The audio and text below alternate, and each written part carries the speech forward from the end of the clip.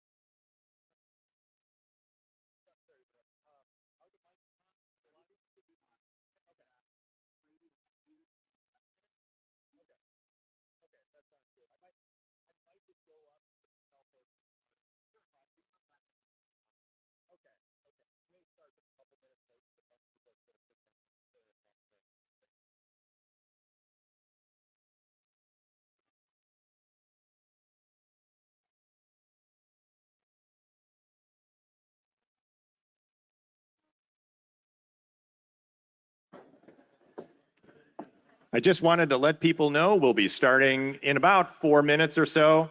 If you haven't answered the pre-meeting survey yet, please go ahead and do that. There should be a QR code on the agenda, and there's also one cycling through the slides on the screen. We'll be starting in about 4 minutes.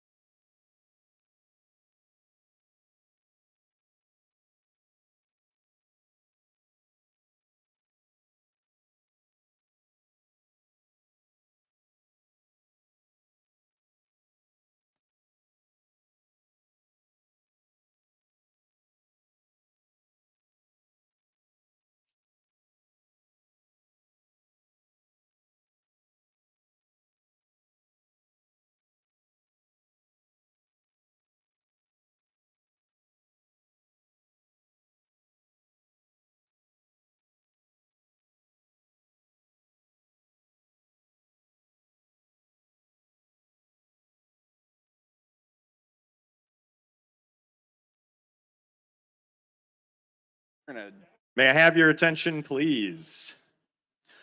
If you can hear me, clap once. If you can hear me, clap twice. Welcome to the Tri-County Regional Planning Commission's Transportation Strategic Planning Session. My name is Eric Kempel with Kempel International Transportation Consulting, and I'm going to be your MC for tonight. A little housekeeping note, we have several cameras and mics in the room tonight to interact with each other and with our virtual audience, and we are recording the meeting. Restrooms are back in the lobby. In the unlikely event of an emergency, you can see emergency egress on the sides and also out the back. Now, we have a fantastic program set up for you tonight, and I'm really excited that we can be here in person discussing this together. But I'm also thrilled that through the innovation of virtual technology, we can bring in folks who can't so easily be here with us tonight. As you know, if you've seen some of the slides cycling through and you've seen the agenda, you know that we have our keynote speaker tonight, former Transportation Secretary Ray LaHood, and we have a roundtable panel of experts who will be sharing their perspectives. But the key tonight is how you all will be contributing and developing the regional strategic vision and moving us forward with one voice. Now, there are several polls, one of which you've already completed, I hope, and we will have Q&A with our panelists and Secretary LaHood and other experts here tonight. And then we'll collaborate in small groups towards the end of the meeting to do a SWOT analysis of the region's transportation. You'll have opportunities after this meeting to provide input through a post-meeting survey via email and through comment cards. So there are some ground rules for the meeting. First, bring a collaborative spirit. Second, challenge the system, but be kind to the people. Be willing to respectfully disagree with yourself and others over time, and be aware of the time and the space that you occupy to ensure that others also have opportunities to share their views. Now, for the survey that you just completed, we will go back and summarize that information because there's a lot of information in there and make sure that that gets pushed back out to you. We can take maybe a quick look now at a couple of highlights from the survey. Rima, if you want to maybe bring up just a couple of slides. These were from about maybe an hour ago, some of the survey results. Well, we can maybe come back to that a little bit later. We're gonna have a couple of other surveys here as well. Some of that information was cycling through here before.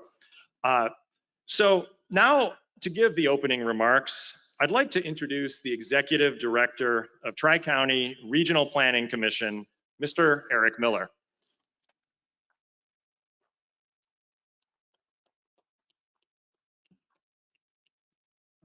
Thank you, Eric. Eric Miller, I'm the Director of the Regional Planning Commission. First, I want to recognize some of the members of the audience tonight.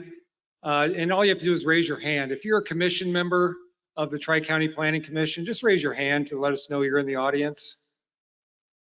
Thank you very much. If you're an elected official with any unit of government in our region, raise your hand. Thank you for attending.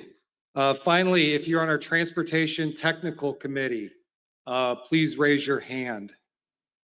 Thank you. These are all important stakeholders in our process, but no more important than our Tri-County Regional Planning Commission staff.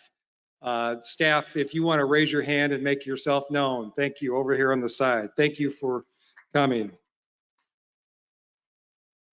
We have a virtual audience of over 50 people tonight, so I want to thank them for taking time out of their schedule to join us online. And finally, I want to give a special thanks to the KDB group for, first of all, restoring this beautiful facility and making it available to us. Thanks to Kim Blickenstaff, Greg Berkland, and their wonderful staff here at the Scotty. They've made it so we've had to do essentially nothing to get this prepared for us. So thank you so much. Last year, the commission went through a reorganization, a merger of the commission and a group called the PUATS Policy Committee. sort of a strange name, but they serve an important function. The purpose of the merger was to create a more efficient, effective organization. We went from 44 policymakers down to our current number of 22. These commissioners now are mostly chief elected officials of their communities, many mayors, county board members, and we also have representatives from IDOT and the Greater Peoria Mass Transit District. We feel that this is an organization to take us into the future as we decide on important regional transportation issues. The commission works on many regional issues dealing with not only transportation, but the environment, land use, and development. But by far, our most important role is of the MPO, the Metropolitan Planning Organization. The MPO is a requirement of federal law for regions to create, maintain an effective planning process for the distribution of federal surface transportation dollars to transportation projects in the region. And that's why you all are here tonight. We're here tonight to not only be a part of a strategic planning process.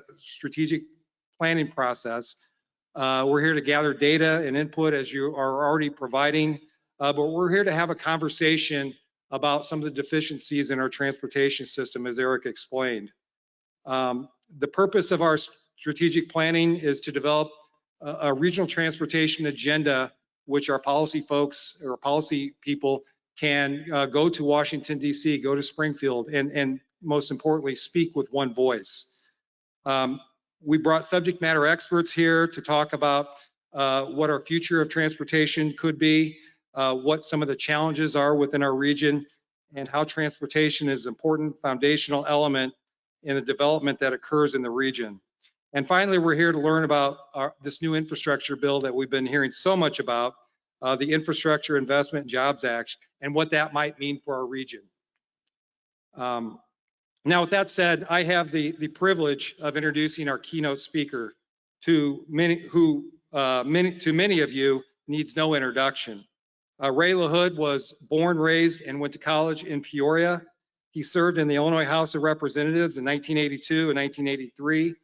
He was our congressman representing the 18th Congressional District for 7 terms. He then served as Secretary of Transportation under President Barack Obama from 2009 to 2013. There he led a 60,000 employee agency, still boggles my mind, 60,000 employees that are responsible for aviation, highways, rail, public transit, seaways, traffic safety, pipelines, and other modes of transportation. I can't think of anyone more appropriate to kick off tonight than Secretary LaHood. Mr. Secretary, thank you.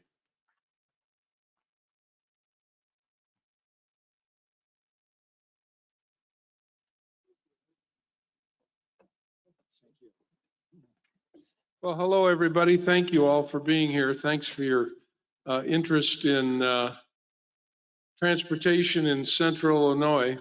I have a limited amount of time to talk about some issues that I think are going to be very, very important to our community.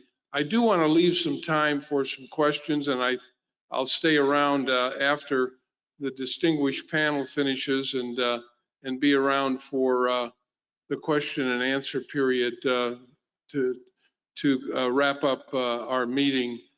The idea that a community can come together and set its priorities is absolutely critical right now.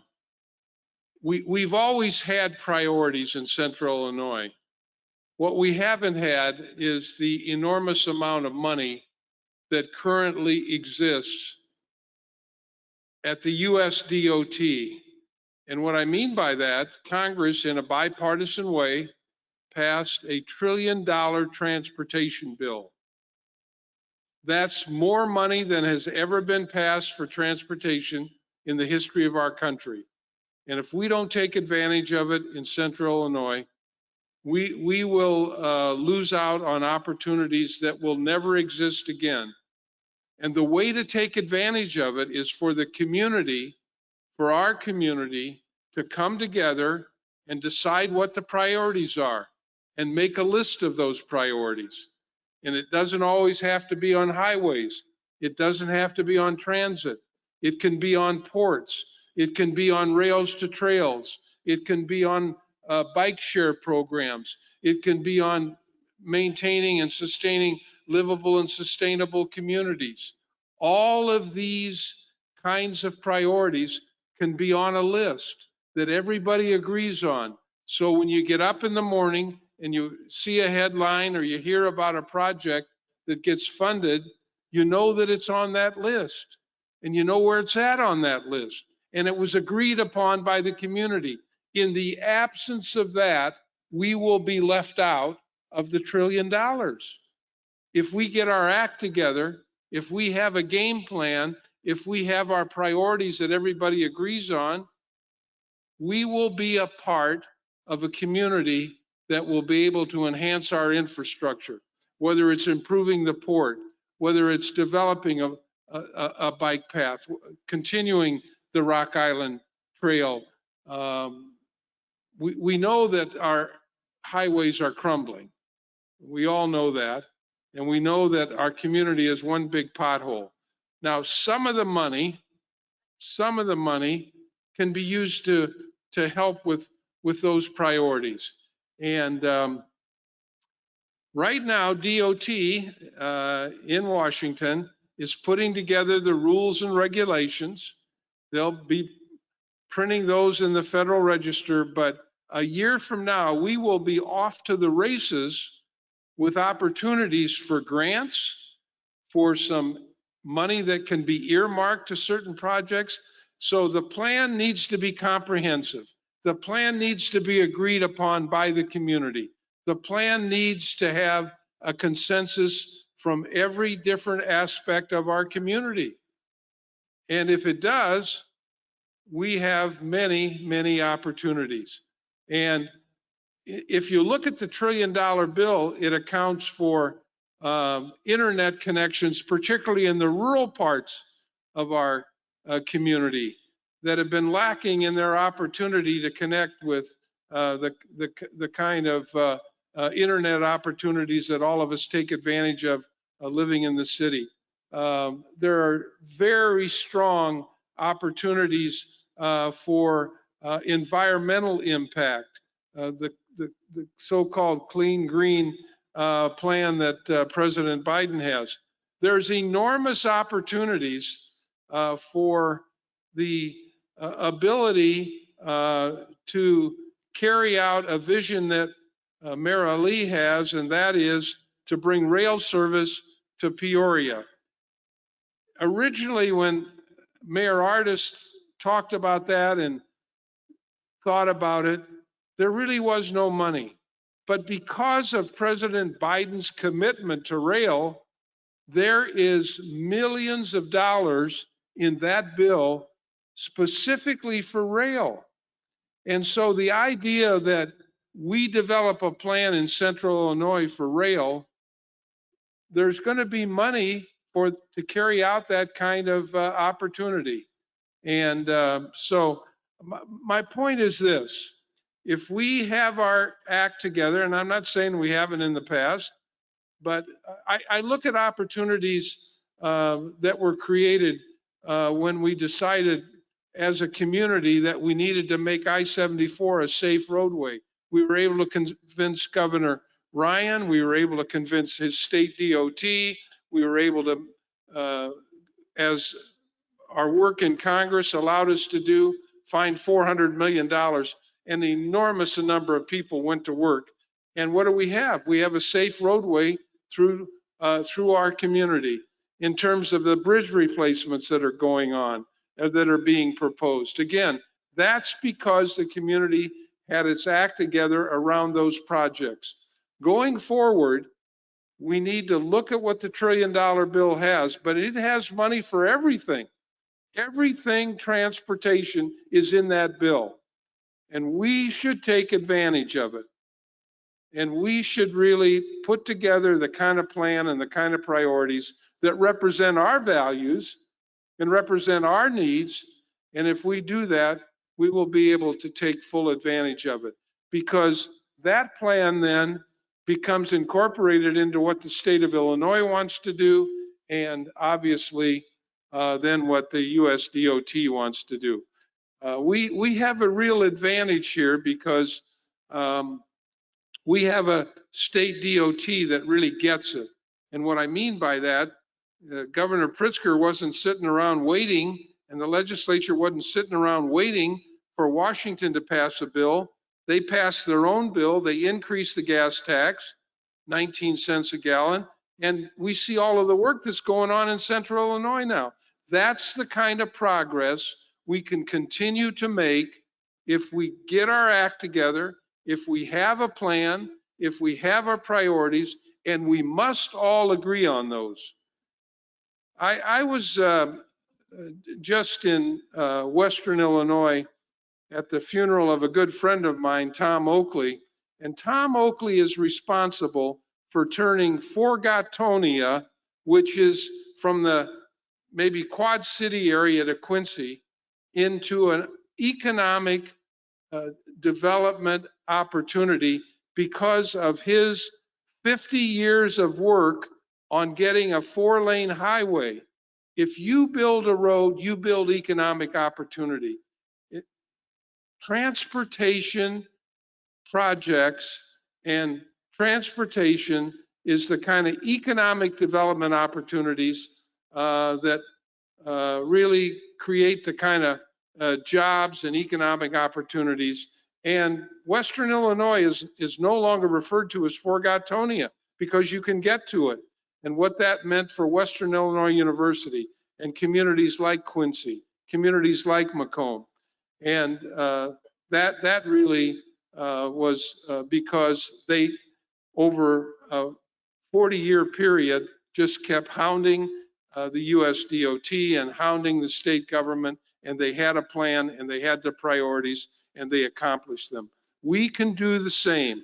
And I'm not saying we haven't done it in the past. When our community comes together, you know we do great things.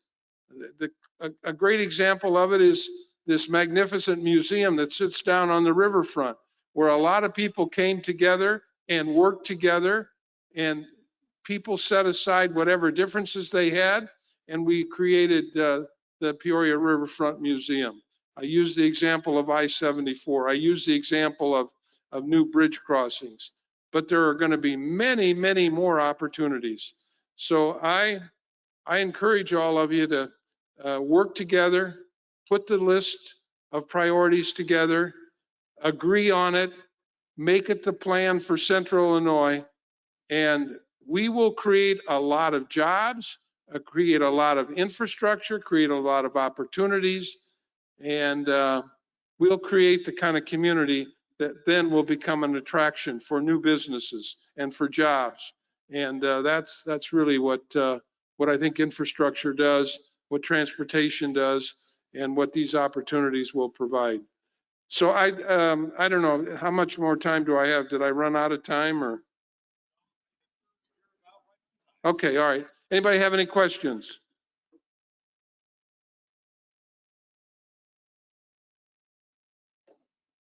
I might ask you a question. Okay. If I can take the mic. So I have a quick question.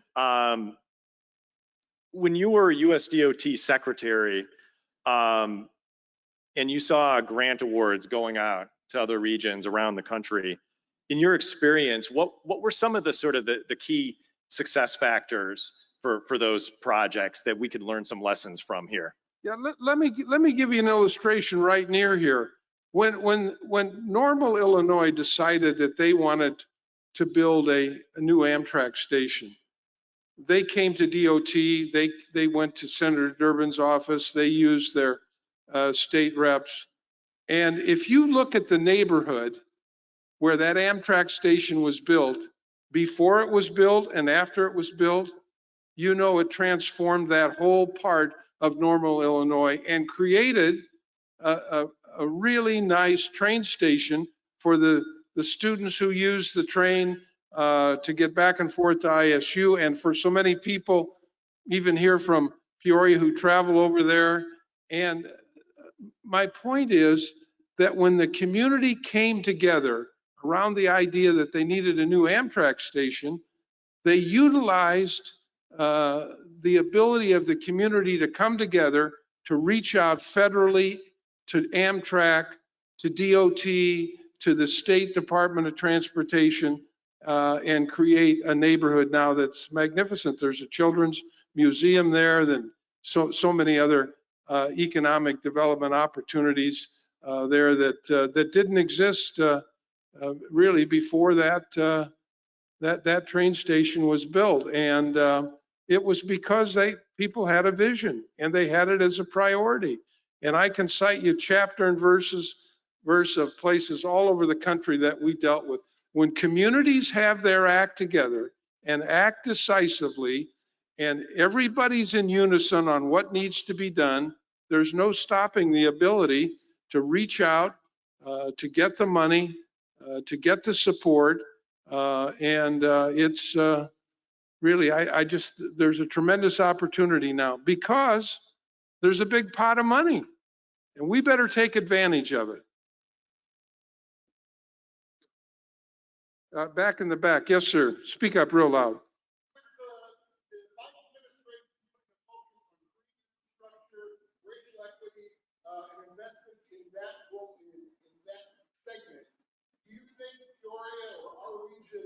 Miss the boat if we didn't put together a plan to pay for the $200 million combined sewer overflow or some of the projects that we have that we're currently talking about borrowing money instead of putting together a project and taking it to the feds. Here's the key.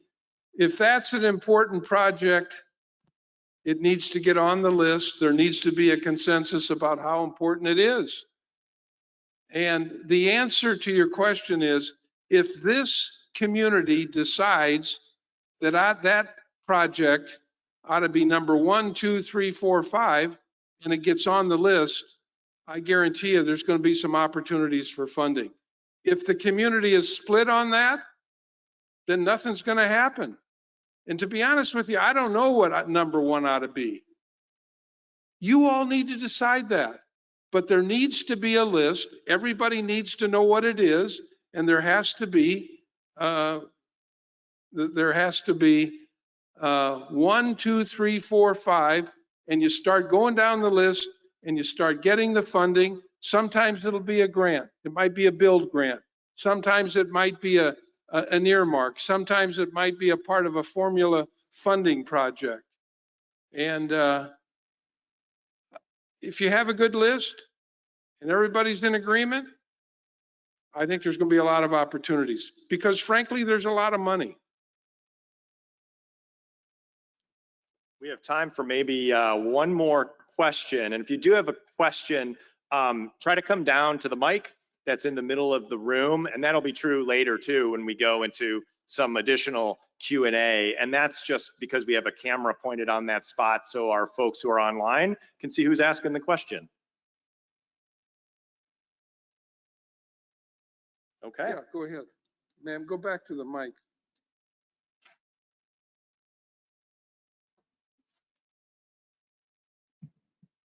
Hello, my name is Kylie Rathman. I am an employment specialist with Express Employment Professionals. I deal with probably roughly 3 out of 5 people that want to work, but unfortunately do not have transportation to get to and from jobs. With the limitations on bus routes, their times, their distances, I deal with probably 30 to 35 clients within a 30-mile radius of Peoria. I do believe strongly that to help with the economy, we need to get more people back to work. And if these people are not able to get to those destinations, I'm wondering if some of that money could possibly potentially be used towards maybe expanding bus routes, expanding bus times, adding another route, getting these people to jobs that they really want to work but just can't get to. The answer is yes. The answer is we have a very strong transit system here, and The only thing they're lacking is the money to increase routes, increase buses, and with additional resources, which are now available. So that has to be a part of the discussion. How do you provide bus service to rural areas? How do you provide bus service to people who need to get back and forth to work? That can be a part of the mix. That can be a part of the list. Very good. How about a round of applause for Secretary LaHood?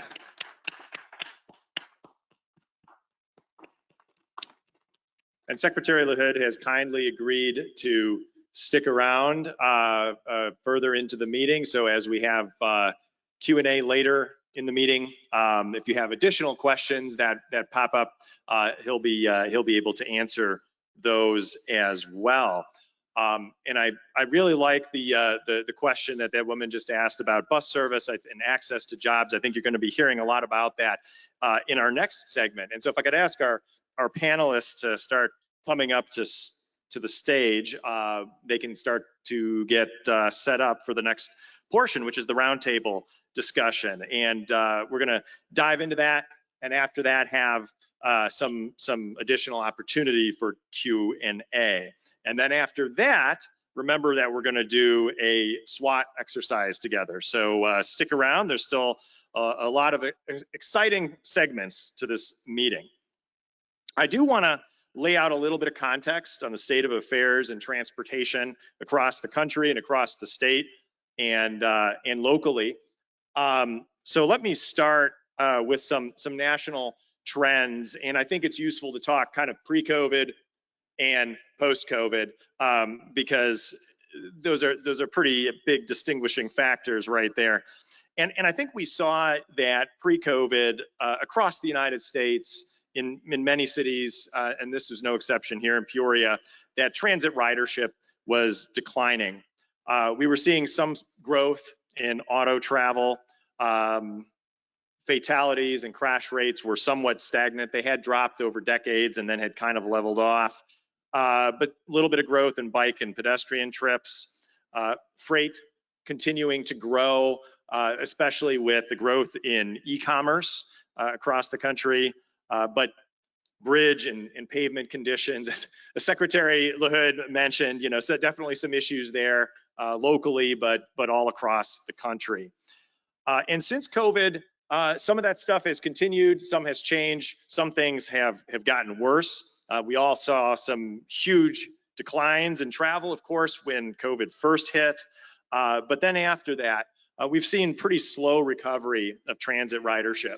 That's been a little bit better, actually, in Peoria compared to other cities, which is somewhat of a double-edged sword. It's somewhat of an indication that there are a lot of folks using transit who are definitely transit dependent and probably are not doing jobs that can be done easily from home. And so they really are depending on that service to get to where they need to go.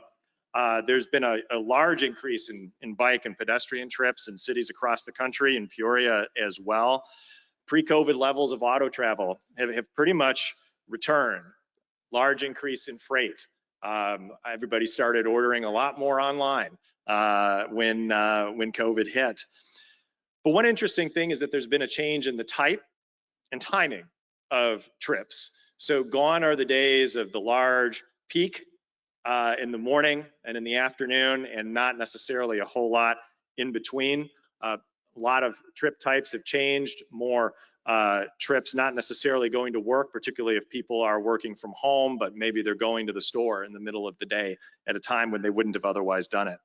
And then unfortunately, we are seeing a pretty large uptick across the country in crashes and fatalities. Now on the next slide here, I actually don't really need to repeat this because I think Secretary LaHood did a really good job of kind of describing the funds that are available and the need to be looking at some of these competitive grants. There's really almost 400 different pots of money out there from everything from passenger rail to alternative fuels to electric vehicle infrastructure and on and on and on that are worth noting. And while the bill itself, I wouldn't necessarily call structurally different from a lot of prior bills, there is definitely some shift in focus to equity, environment, and technology. So before we start with our panelists here, just some quick ground rules. While our panelists are speaking and we're having some conversations up here on the stage, there's a couple of ways that you can provide questions. You can write them on note cards. I believe that there were some note cards out in the front, or you can just speak at the microphone at the end.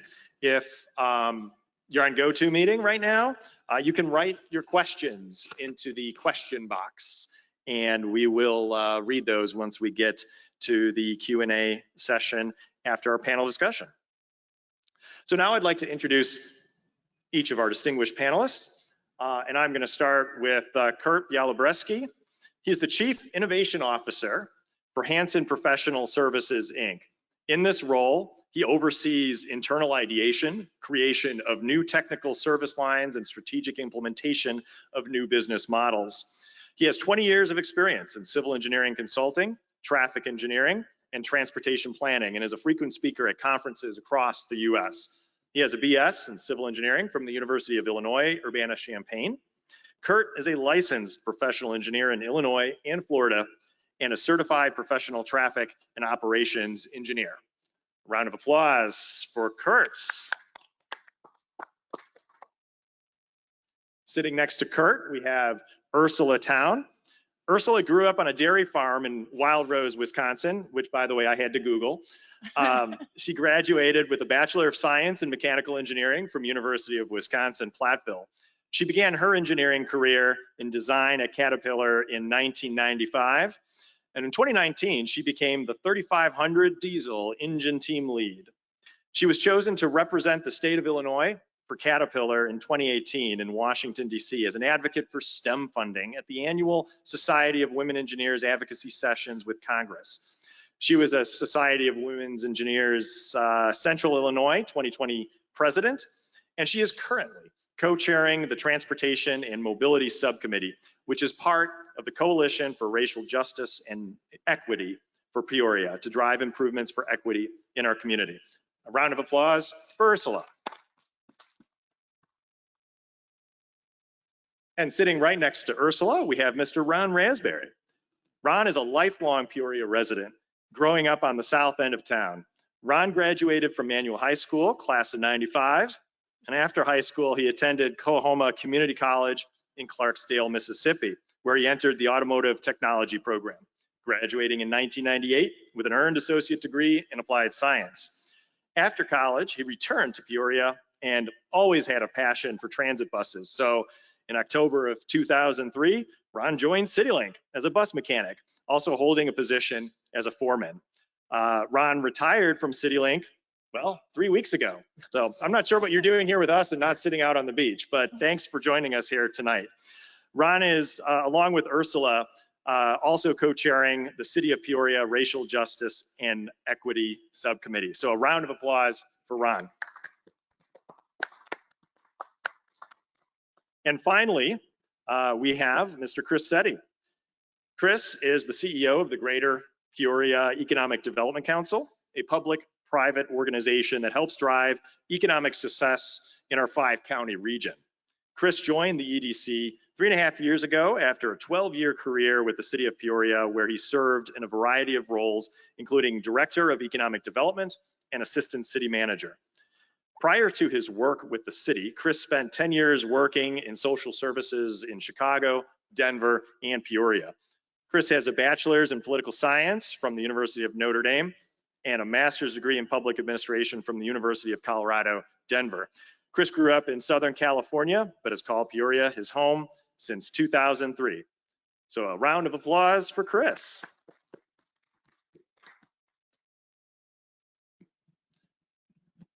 So I'm going to walk over here so we're not having a conversation with you guys trying to look at both sides of the stage. So this can look a little bit more like a fireside chat of sorts. So what I'd like to start with is just a kind of the quick 2 to 3 minute elevator pitch on some of the key highlights in your realms of expertise on transportation. Yeah, we'll start maybe with you, Kurt, because you're sitting closest to me, just kind of looking at transportation strategies and technology and the future of transportation. What do you have to tell us? Well, good evening, everybody, and thanks for inviting us up here, Eric. I really appreciate it. Give us a chance to talk about something that's really vital to our community.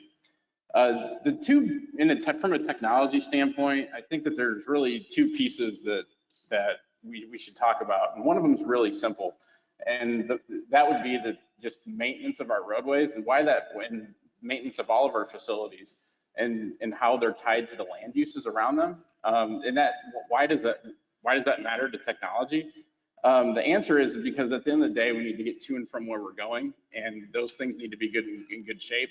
But then as we start to evolve our society towards a smart and connected community, that connectedness between the land use and between the existing infrastructure and all that still needs to be in place. And without them being maintained in a really good way, all the technology that we have really wouldn't serve its purpose and make our lives easier or better or even just simpler at the end of the day. So I think that's part of why I was here, but I think those two things, and as a traffic engineer and transportation planner, that balance between the old and the maintenance and the old design, the old engineering and all that, how it matches with the new is my perspective. Yeah, that makes a lot of sense. Thank you. And then moving on to Ursula and Ron, what can you tell us in 2 minutes about transportation and equity? I'm going to go first. Okay, good evening. Thank you everybody for coming. As Eric said, my name is Ursula Towne. So I serve the community as one of the co-chairs of Mayor Ali's subcommittee on transportation and mobility with Ron Rasberry. For those of you who may not be aware of this commission, the first commissioners were appointed by voting at the Peoria City Council of May of 2021. Since that time, the steering committee has appointed over 100 citizens to various subcommittees. We are a passionate group. We're interested in changing the opportunities of those in disadvantaged and underserved areas to create equity for all our citizens. Transportation is a key factor in accessing education, jobs, and services that allow our residents to fulfill their potential. I think we can all agree that our region's prosperity is dependent upon the ability of workers and freight to move throughout this region. With my involvement in the Racial Justice and Equity Transportation and Mobility Committee, Ron Rasberry and myself are committed to devoting time to gaining understanding into key hindrances to mobility in our underserved and disadvantaged areas in particular. At the kickoff of our committee, Mayor Rita Ali referenced the King County model of Seattle, Washington, who's had some luck in improving their equity position. They focused on service improvements, community partnerships, investments in places and people with the greatest needs, and leveraging major area employers to address some of those employment opportunity gaps. In an initial survey of our commissioners, we identified proximity to bus stops, safety. You talked about affordability and accessibility to bus stops, right? As the top 3 key areas of our concern for our current state of public transportation. Our efforts can leverage the concepts from King County to address these issues in our area relating to diversity. That's it.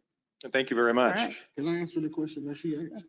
Yeah, go for it. Okay, the young lady that works for the Express personnel, CityLink provides shuttle to SC2 daily shuttles, the one out in Mossville, one in Peoria, and also the Peoria production shop.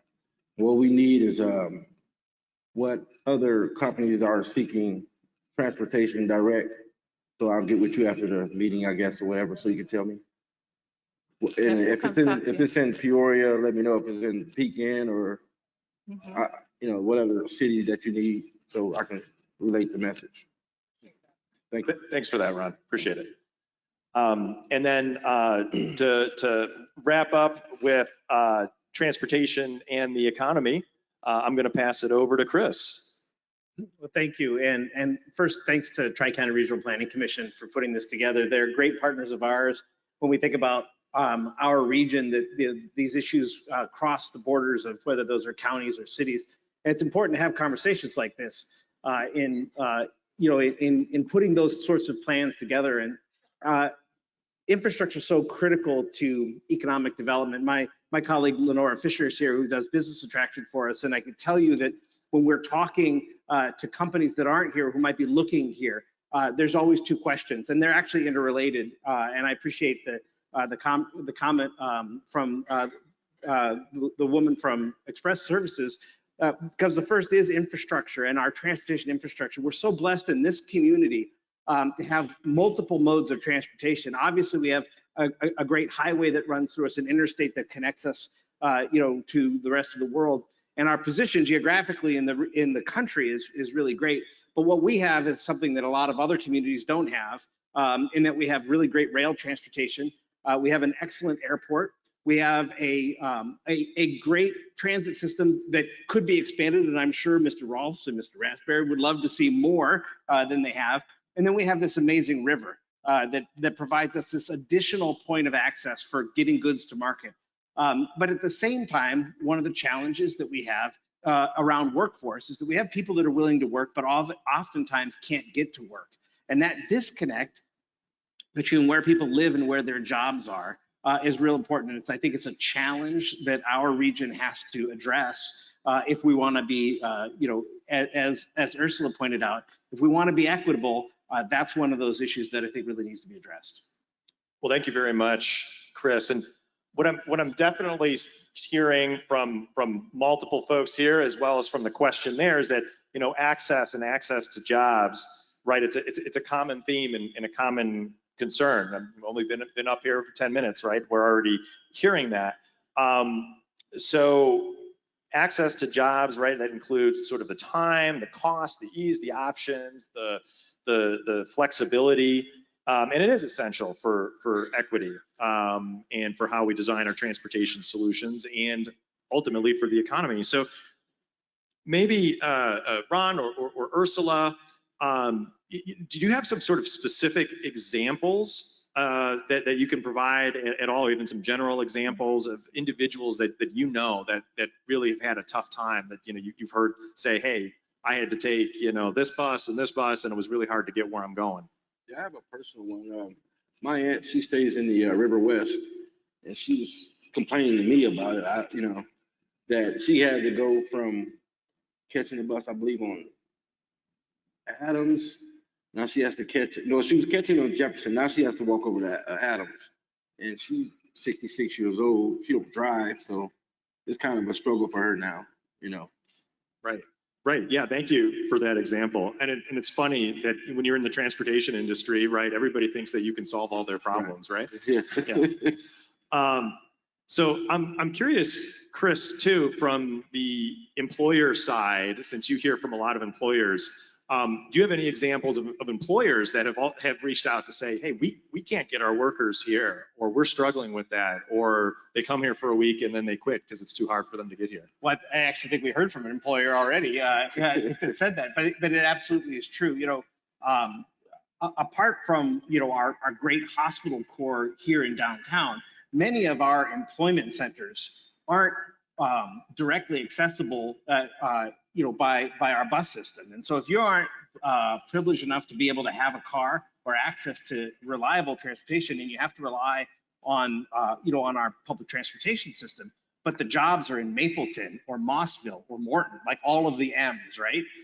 Where these, our bus, I think, goes, into East Peoria, but then doesn't go beyond that. There's a lot of jobs in that Morton area, right around I-74. There are jobs. Sometimes it even is a matter of the bus might go there, but not at the right times, right? So if they're running even graveyard shifts or second shifts at the Mapleton Foundry, how are we able to get people to get to those jobs? And employers tell us that as well, especially in the kind of crunch that we have right now, where there are more jobs seemingly available than people who are able to take those jobs. We need to have more ability. That is not a damnation of our public transit system, which has a budget as well, and they can't run an entire bus for one person. So it's going to take some more flexibility. I know that some of the micro transit options that they've been looking at can be helpful in that, because we need to be able to get people to the jobs that are available in our community. As long as Ron, did you have something you wanted to add to that? Yes. Please, sir. CityLink received, feedback on the new route changes, and they're making adjustments to where people need to get to be. So it's all in the process of doing the surveys and stuff like that. Oh, that's great. And I think there's an ongoing microtransit study that CityLink's doing, which is kind of to address exactly what Chris is talking about. And I think it's being kind of held into the core parts of the city at this point.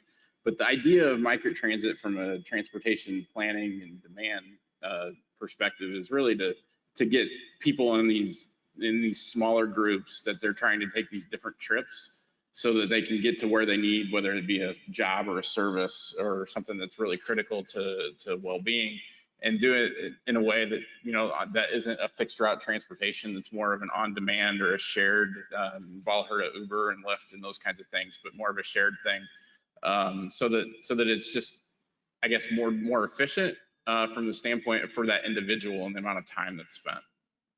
I see. So this could be both an efficiency solution, but also an equity solution. Depending on how it's rolled out in different communities, they've rolled it out in some different ways. Even when you start thinking of micromobility, you can start thinking of scooters. You know, if you guys have been to a larger city recently in the last few years, you can see the scooters just kind of laying around at the corners and those kinds of places. Those are all micromobility solutions that can really help try to get people to the bus stop or get them to an area where they can start to access some of the more some of these other shared or more on-demand type services. Right. Ron, did you want to add to that? Yeah, I worked for Jim Garrett. I don't know if everybody remembers Jim Garrett, but I worked for Jim Garrett maybe 10 years ago. And what he did was he provided transportation to Metamora Industries. And he was hauling the work release guys. And he just had 2 shifts, and it was just a simple, small, like a limo van. And I went there, I was on 2nd shift. So they had to be picked up at 12:30. I got off at 12 o'clock. And we did that up until he passed away. So I don't ever know what happened with the contract, or if they still providing shuttle from the work release center or not. But So this is sort of what this sounds like is an employer-driven solution. So the employer provides some kind of shuttle for their workers. You know, I think our employers are starting to think differently. I don't think employers have traditionally thought of themselves as a benefit of working for them as the provision of transportation. But I think that much like childcare and some of the other things that that prevent people from accessing work, I think employers are having to start to think differently about what they do in order to make sure that their employees arrive on time.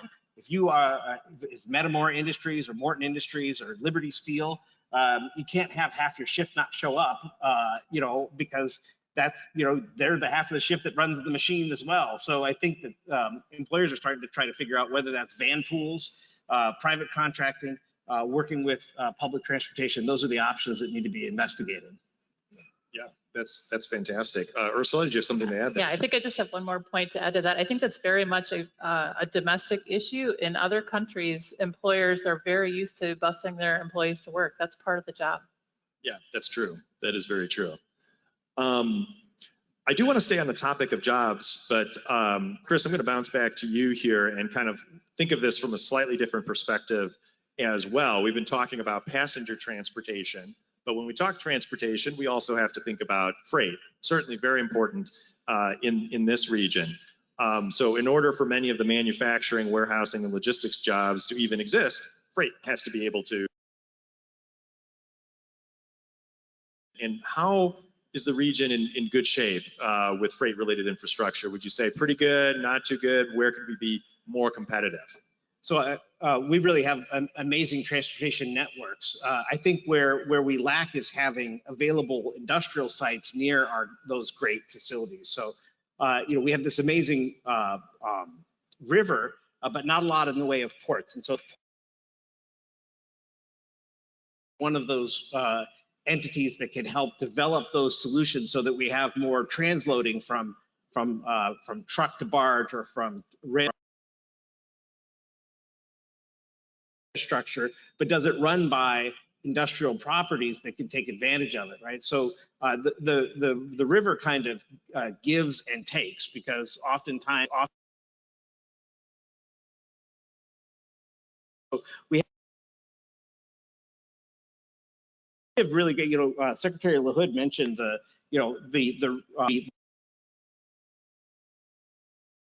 first 1 or 2 years that I lived here, but it is a modern highway system that we have now, and that's attractive, to our employers. We're still very much a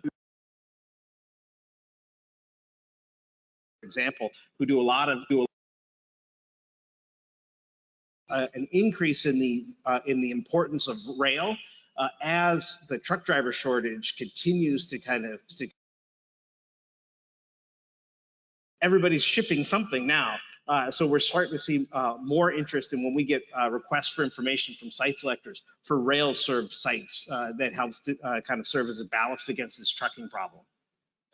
From a planning standpoint, Chris, I mean, that's really not any different. Not that people in freight are the same, but how they move really isn't all that different. And what I mean by that is everything that we've talked about just now is based on land use and first mile and last mile challenges, getting people to bus stops. And then we can do the long haul really efficiently to get them, once they get to that bus stop, to the next bus stop that's across town. But we don't necessarily get them, from that bus stop to where they actually work or to the service that they need. And freight really isn't all that different. From that standpoint of I have my package and I can get it from the Amazon center in Cincinnati that we're working on at our firm to Peoria in a few hours. But then once I get it from there to Peoria, it takes almost the rest of the day to get it to your door. And that is some of the challenge that happens and exists. Have you seen, Kurt, since you talked briefly about some of the sort of interesting innovations in technology on the passenger side, have you seen some of that happening on the freight side as well? Yeah, there's some pretty interesting things. I mean, on the freight side, and it's going back to that first mile, last mile. I think and Secretary LaHood's probably heard this before, is that when we work for the railroads, it takes about 2 days to Chicago, and it takes about 8 days for it to get through Chicago or to get out, and if it's not lost. So those packages, and so there's some pretty cool things on like GPS and inventorying and those kinds of things that are happening. And then all the way, which seems pretty simple, but it makes things super efficient. But on the other end, I mean, you've seen some pretty what I would deem to be a little bit crazy, honestly, to all the way to like drones delivering packages. Or I think I saw something that or honestly, like Domino's is paying you to pick up your own pizza, or all the way to, I think Ford and maybe Volkswagen and somebody else were working on a robot that like unfolded out of a van and moved and would just walk down the street in neighborhoods and delivered packages. So you can see some pretty interesting stuff. Yeah, for sure. Yeah, I don't know about the Domino's thing. I don't think that's still enticing me quite enough. But shifting to the pandemic, I touched on it a little bit in some of my remarks, and obviously it's changed certain things in how we travel. But Ursula and Ron, I want to put this into the equity perspective, because you identified proximity to bus stops, safety, and affordability as 3 top priorities for equity. So how has the pandemic shaped or changed or even further emphasized these 3 priorities? So, like the things that you mentioned when we first got started, the roads initially were very empty, right, from COVID, right? So the roads are filling up again, but I think that employers have had an eye-opening in this time, right? We understand that the technology is there where people do have jobs that they can commute for those, but there are quite a lot of people still that can't. And so with the changes in routes, because people stop taking the bus all of a sudden, right? That's going to have an impact on these people's lives to be able to get to places. And so that's why that proximity of bus stops really comes into play. That's why that's one of the things that our committee is going to be able to hit, right? We want to understand how painful it is for people to get where they want to go, and not just jobs, right? For the quality of life for people want to be able to get to church. They want to be able to get their hospital appointments. And so we need to take analysis of all those different aspects, not just jobs. So I would add that the impact of COVID on transportation patterns, I think is an equity issue. If if folks stop using the bus or enough stop using the public transportation system here or elsewhere, making it harder for those services to be sustainable. But from an equity position, the work from home, the ability to work from home is largely one of privilege, of people who are able to, have jobs that work from home. But most of our lower income residents have to report to work every day. They're working in service jobs, they're working in manufacturing jobs. So we still need the system to work for those folks, or they'll be even further left behind.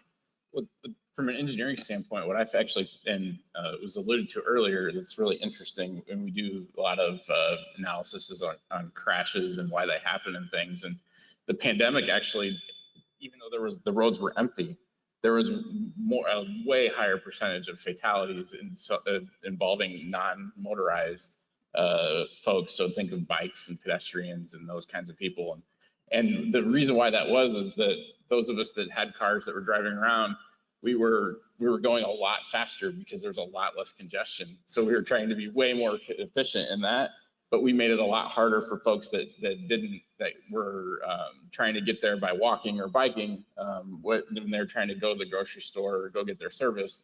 And those collisions are a lot deadlier. So it's a very interesting, if people aren't using mass transit and they're using these other services, when we design these new facilities that we could that are with the money from the bill, we need to really start to consider how those different modes of transportation kind of intertwine, so that doesn't keep happening. Yeah, those numbers have been pretty concerning across the country in terms of all fatalities, but particularly for pedestrians and bicyclists. I agree. I want to ask a question, Chris, about how we're connected to other regions. I think we've been talking mostly about transportation sort of within the region. Secretary LaHood talked a lot about rail transportation, passenger rail transportation, for example. So from the economic perspective, how well connected are we to the rest of the world here by various modes of transportation? We're well positioned and we're very well connected. One of the largest employers in the area is now Rivian, right? They have 4,000 or 5,000 employees and they're 35 minutes, give or take, by car. But there's no real option other than a car to get to there. But we're I-74 is a great corridor, right? That connects us, from Indianapolis to the Quad Cities, gets us to other routes like I-55, pretty efficiently, to get us to Chicago or to St. Louis. We have a really great airport, and that river that connects us, when we think about the amount of primarily grain and some aggregate that is shipped up and down, from here, down the river, into Mississippi. And once you're in the Mississippi River, you can really go anywhere. So we are very well connected. It's one of the reasons that Illinois and Peoria is kind of the manufacturing heart of America, is because it's in the center. We can get within a day's drive to something like 60–70% of the population. That's important. That's a cost of doing business for our employers and for corporations, is that the farther it takes them to deliver a package or deliver their goods, the more expensive. We have a company here in Peoria called Bump Boxes, or Bump Health, they're kind of rebranding, and they are a direct consumer subscription service, boxes around maternity and paternity items. They like being here because it's cheaper for them to ship to either coast from Peoria than it would be if they were in San Francisco or Los Angeles or New York or the Carolinas, having to ship across country. So we have some logistical advantages here that we need to continue to take advantage of. Yeah, that's fantastic. So before we go to the audience Q&A, I want to sort of have one final question that I'm gonna ask to all of you, but maybe I'll start, Ursula, with you on this one, because we certainly heard Secretary LaHood speak about all the opportunities potentially coming our way from this federal infrastructure bill. So what is the one way the region could most benefit from this legislation from your perspective? What's the opportunity we don't want to miss here? Start with that. Yeah. So Peoria County has got abundant economic opportunity. I think we understand that. I think that there's a lot of money, like LaHood said, right, that we have access to. However, not all populations historically have been able to take advantage of the prosperity that this county has, right? We've got Peoria zip code 61605, 61603. These are on the list of the poorest 25 zip codes in the state, right? This is reflected in the graduation rates in the schools in these areas. So the majority of residents in those zip codes are actually, they're Black, and 1/3 of these families are living in poverty. Gaps in education persist. This continues to produce disparate labor market outcomes, right?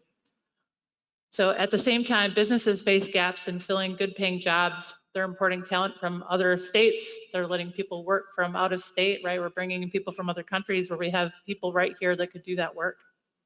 So to use that funding from that infrastructure bill to level these gaps, starting with early identification, I think probably is the best way to go about it. I don't know if we have that slide that we could pop up that I did provide in advance. This is something that, this is part of the King County study that was done in Washington. And this is called the Healthy Stream, right? And so as we look at that, the transportation, you can see all this stuff in the middle, the conditions that have to exist to be able to provide good outcomes in terms of equity, and transportation is one part of that, right? So way up front, we need pro-equity policies. We need to understand inclusion and how that affects the decisions we make. So the conditions have to exist to provide those healthy outcomes. And so, like I said, transportation is one part of it. We've got information technology, healthcare, human services, safe neighborhoods, economic development, all the things that we're talking about here today to be able to bring that outcome to fruition. So hopefully we can strive for something like this. Thank you, Ursula. Ron, did you have anything that you wanted to add to that? No. Thank you very much. Kurt, what's the one opportunity that you think we don't want to miss here? I think it, like from a high level, from 30,000 feet, it's the opportunity of just getting all together and deciding what we want to do and making sure that we're all speaking together. And I know that's kind of the theme and whatnot, but realistically, there's a lot that we can do, and we just have to pick what the biggest priority is. And I do think, though, that if we wanted to talk about some specifics, I think it's kind of future-proofing this, and really it goes to helping what Ursula was talking about and all these different, all the jobs and everything that we've talked about, is to, you know, going back to my opening remark of making sure that we're taking care of what we have. And once we're taking care of what we have, we can have things like autonomous vehicles, you know, 10 years from now that can actually see the pavement markings, and they can see a pothole when it's there and avoid it. And without having those kinds of things, we can't take advantage of the access to mobility that these new technologies and things would have, or would be there for us. So I think just being smart about that and thinking about how all of that's connected and making our community, you know, providing a better service for our community. Thank you, Kurt.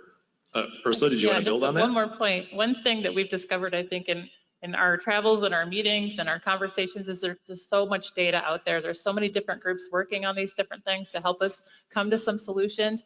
I think probably the key, and LaHood alluded to it, is that some partnerships need to be developed. I think things like this, getting together with the Tri-County Regional Planning Commission, working with the mayor's office, working with the different groups in the area that are concerned with these types of issues, that is the key. Yeah, well said, well said. Chris, you have the final word on this question. Yeah, at another time we should talk about digital infrastructure, because I think that there's some really great opportunities with broadband and digital inclusion. But I think for the purposes of transportation or infrastructure development, it's the ability to have an integrated set of solutions to disinvested areas, and how infrastructure properly done can really help to revitalize an area. And I think about actually a project that then Secretary LaHood, now former Secretary LaHood, was involved with in the Tiger Grant that the city received, that transformed the warehouse district. But it wasn't just about the streets and the sidewalks, but it also was a green solution to stormwater issues. And I think that, and you could see the sort of investment that's happened in that one, 8 or 10 square block area of town when we took care of the roads. And when I think about the south end of Peoria and East Village, or the East Bluff of Peoria, where we haven't had a chance to even install sidewalks in some places or fix those sidewalks in years. I think there's a real advantage to the city's green stormwater solution to start to touch those streets, smart lighting, all of those things. But to have an integrated approach is not just about paving the street and then saying, well, we did that. It's about that complete street model, but then looking at the lighting and the stormwater and all of those things together. And I think this bill has a lot of mechanisms within it to be able to address those, whether it's in the city of Peoria or elsewhere in our region. Thank you very much, Chris. So now I'm going to stop talking and asking questions, and we're going to start taking some questions from the audience. Remember, if you have a question, please do step up to the mic so that everybody online can hear you as well. While folks are coming up, Rima Abiakar, can you tell us, are there any questions in the virtual world? Not at this time, but I will let you know. Okay, then ma'am, you're up. So if you don't mind, I will face most of the crowd and not you. So my name is Denise Moore, and some of you know me. I spent 8 years on the city council. Madam Mayor, wonderful to see you. And I've been to many meetings, and what I hear constantly from businesses and even some folks in government when I was there, that to Ms. Towne's suggestion and Mr. Rasberry, 603, 04, and 05 are in desperate need of a solution for this transportation. Today, I invited Raven Trapp. Stand up, Raven. Raven is part owner of the Supporter Friend Transportation Service located in 61605. And Johnny Sims, sit up, Mr. Sims, is the owner of the Disadvantaged Transportation Service based a lot in 61605. I was in a meeting once, thank you, of the Regional Workforce Alliance Group, and the question was, well, how can we get solutions for transportation? These two people have been doing this for years. The van pool, if anybody ever rode a van pool, I used to ride a van pool when I was at State Farm, and sometimes it's just not people who don't have transportation. From here to Bloomington, I didn't want to drive all the time. So I got on the van pool, and it was helping the environment. So it's a wide range of people who would want some type of transportation system. So all I wanted to make everyone here aware of, if you're a business owner, like I said, I'm Denise Moore from the Minority Business Development Center. I am working with these two individuals in their transportation services. If you have need for employees to come to Morton or to Bloomington, I've been contacted by folks in Bloomington, a company there that's kind of new and big, about transportation. And I'm recommending these two individuals. They are ready right now. They have a solution right now. So if we walk away from here and continue to say we can't get Black and brown people from one place to the other on second and third shifts, and we don't call these individuals, then shame on us. Thank you. Thank you, Denise. Any comments from the panelists on our comments? Yeah, I think that we're going to need to talk to you probably after this. We'll try to help see if there's anything that you guys need, because it does sound like you have a ton of experience that could really help us learn more. Maybe we could help you too. Other questions or comments from our audience? Rima, anything else pop up in the virtual world? Not yet, but anyone who is joining us online, please feel free to add your questions. We'll address them here. So, oh, excellent. We have a question. Come on up. Hello, how are you? Hello, everyone. Thank you so much, Miss Denise Moore. Yes, my name is Raven Trapp, and I am a part of Supporter Friend Transportation.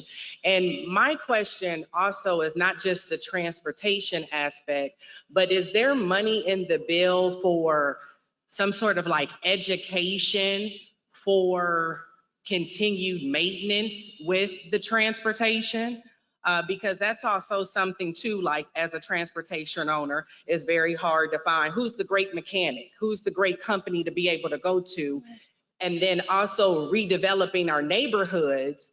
It's great to bring all of this here, but if we don't have educated, certified people who can service this, then what'll happen is we're going to be bringing a lot of people in that are not in our community, and we're going to be servicing and paying a lot of people that are not in our community.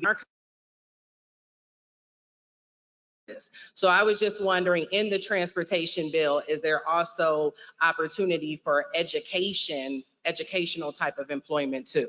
Yeah, that's a great question. Anybody want to speak to that?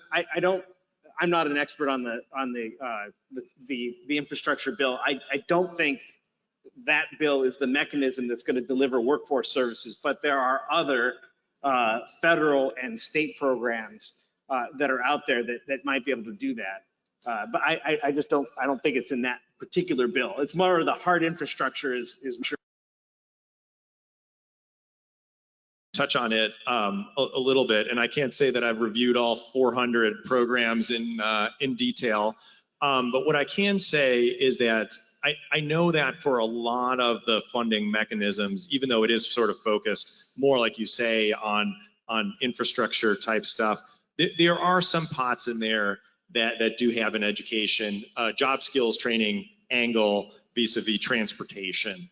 And sometimes it's more sort of part of a larger, say, grant that you can apply for, and some of that money can be spent on job skills training. I can't specifically remember if it was, for example, for bus mechanics or something like that, but I know that some of the provisions did have an educational job skills training angle to them.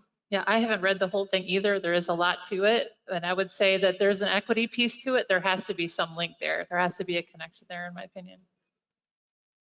Great question. Other questions from the audience?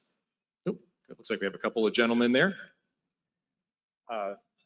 First of all, I would like to thank Mr. Eric and Tri-County for the invite, and also for you, the panelists. Mr. LaHood, thank you for presenting this for us. I just have basically a comment, and maybe you can help us with our need. I'm trustee for Creve Coeur. I feel like a stepchild.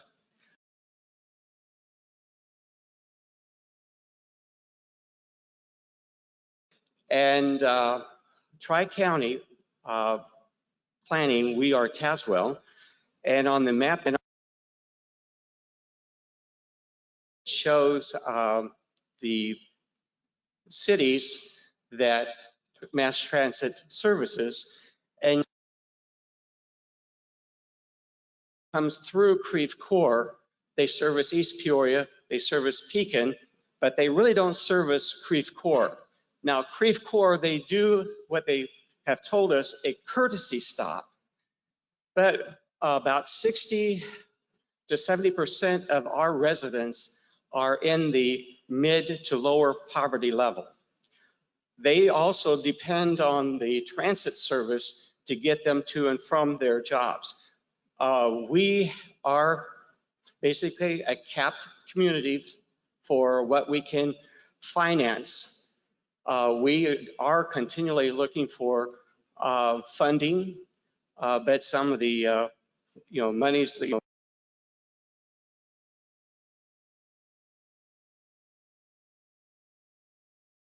as a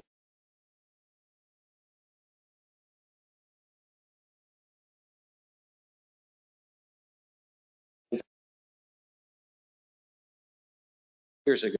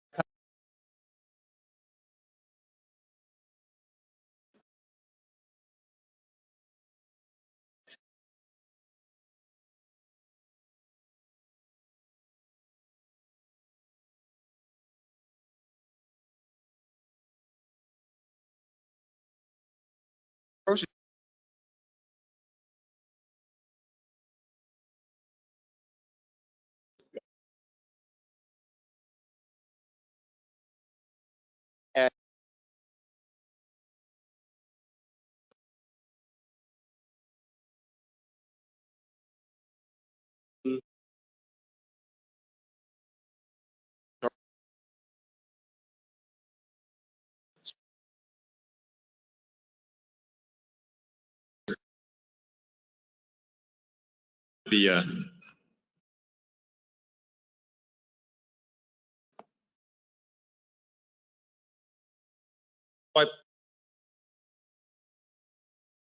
Night at the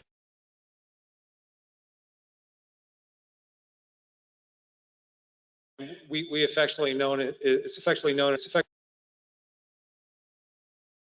area that are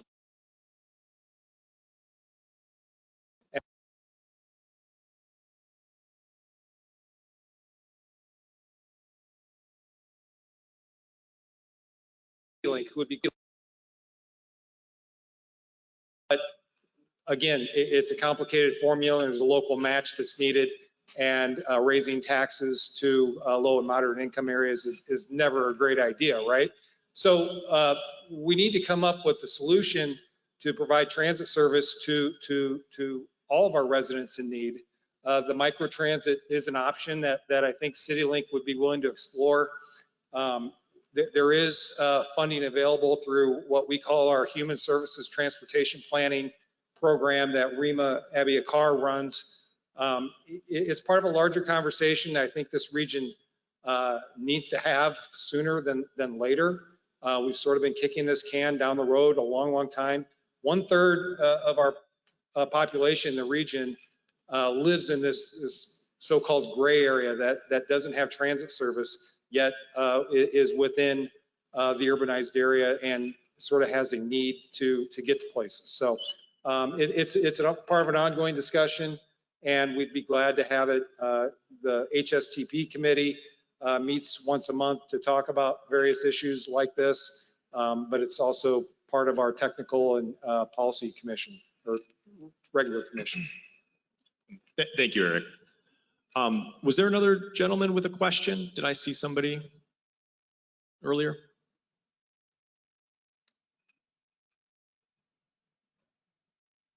Hi, I'm Bob C. I'm the Transportation Program Manager for the Central Illinois Agency on Aging.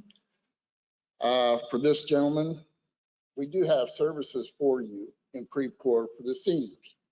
We transport from Creve Coeur, Pekin, Washington, East Peoria as a direct service to Peoria.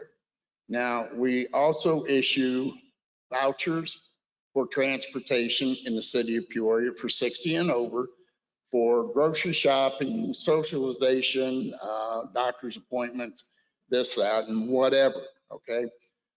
What I haven't heard is direct support of senior services. Don't leave the seniors out of this.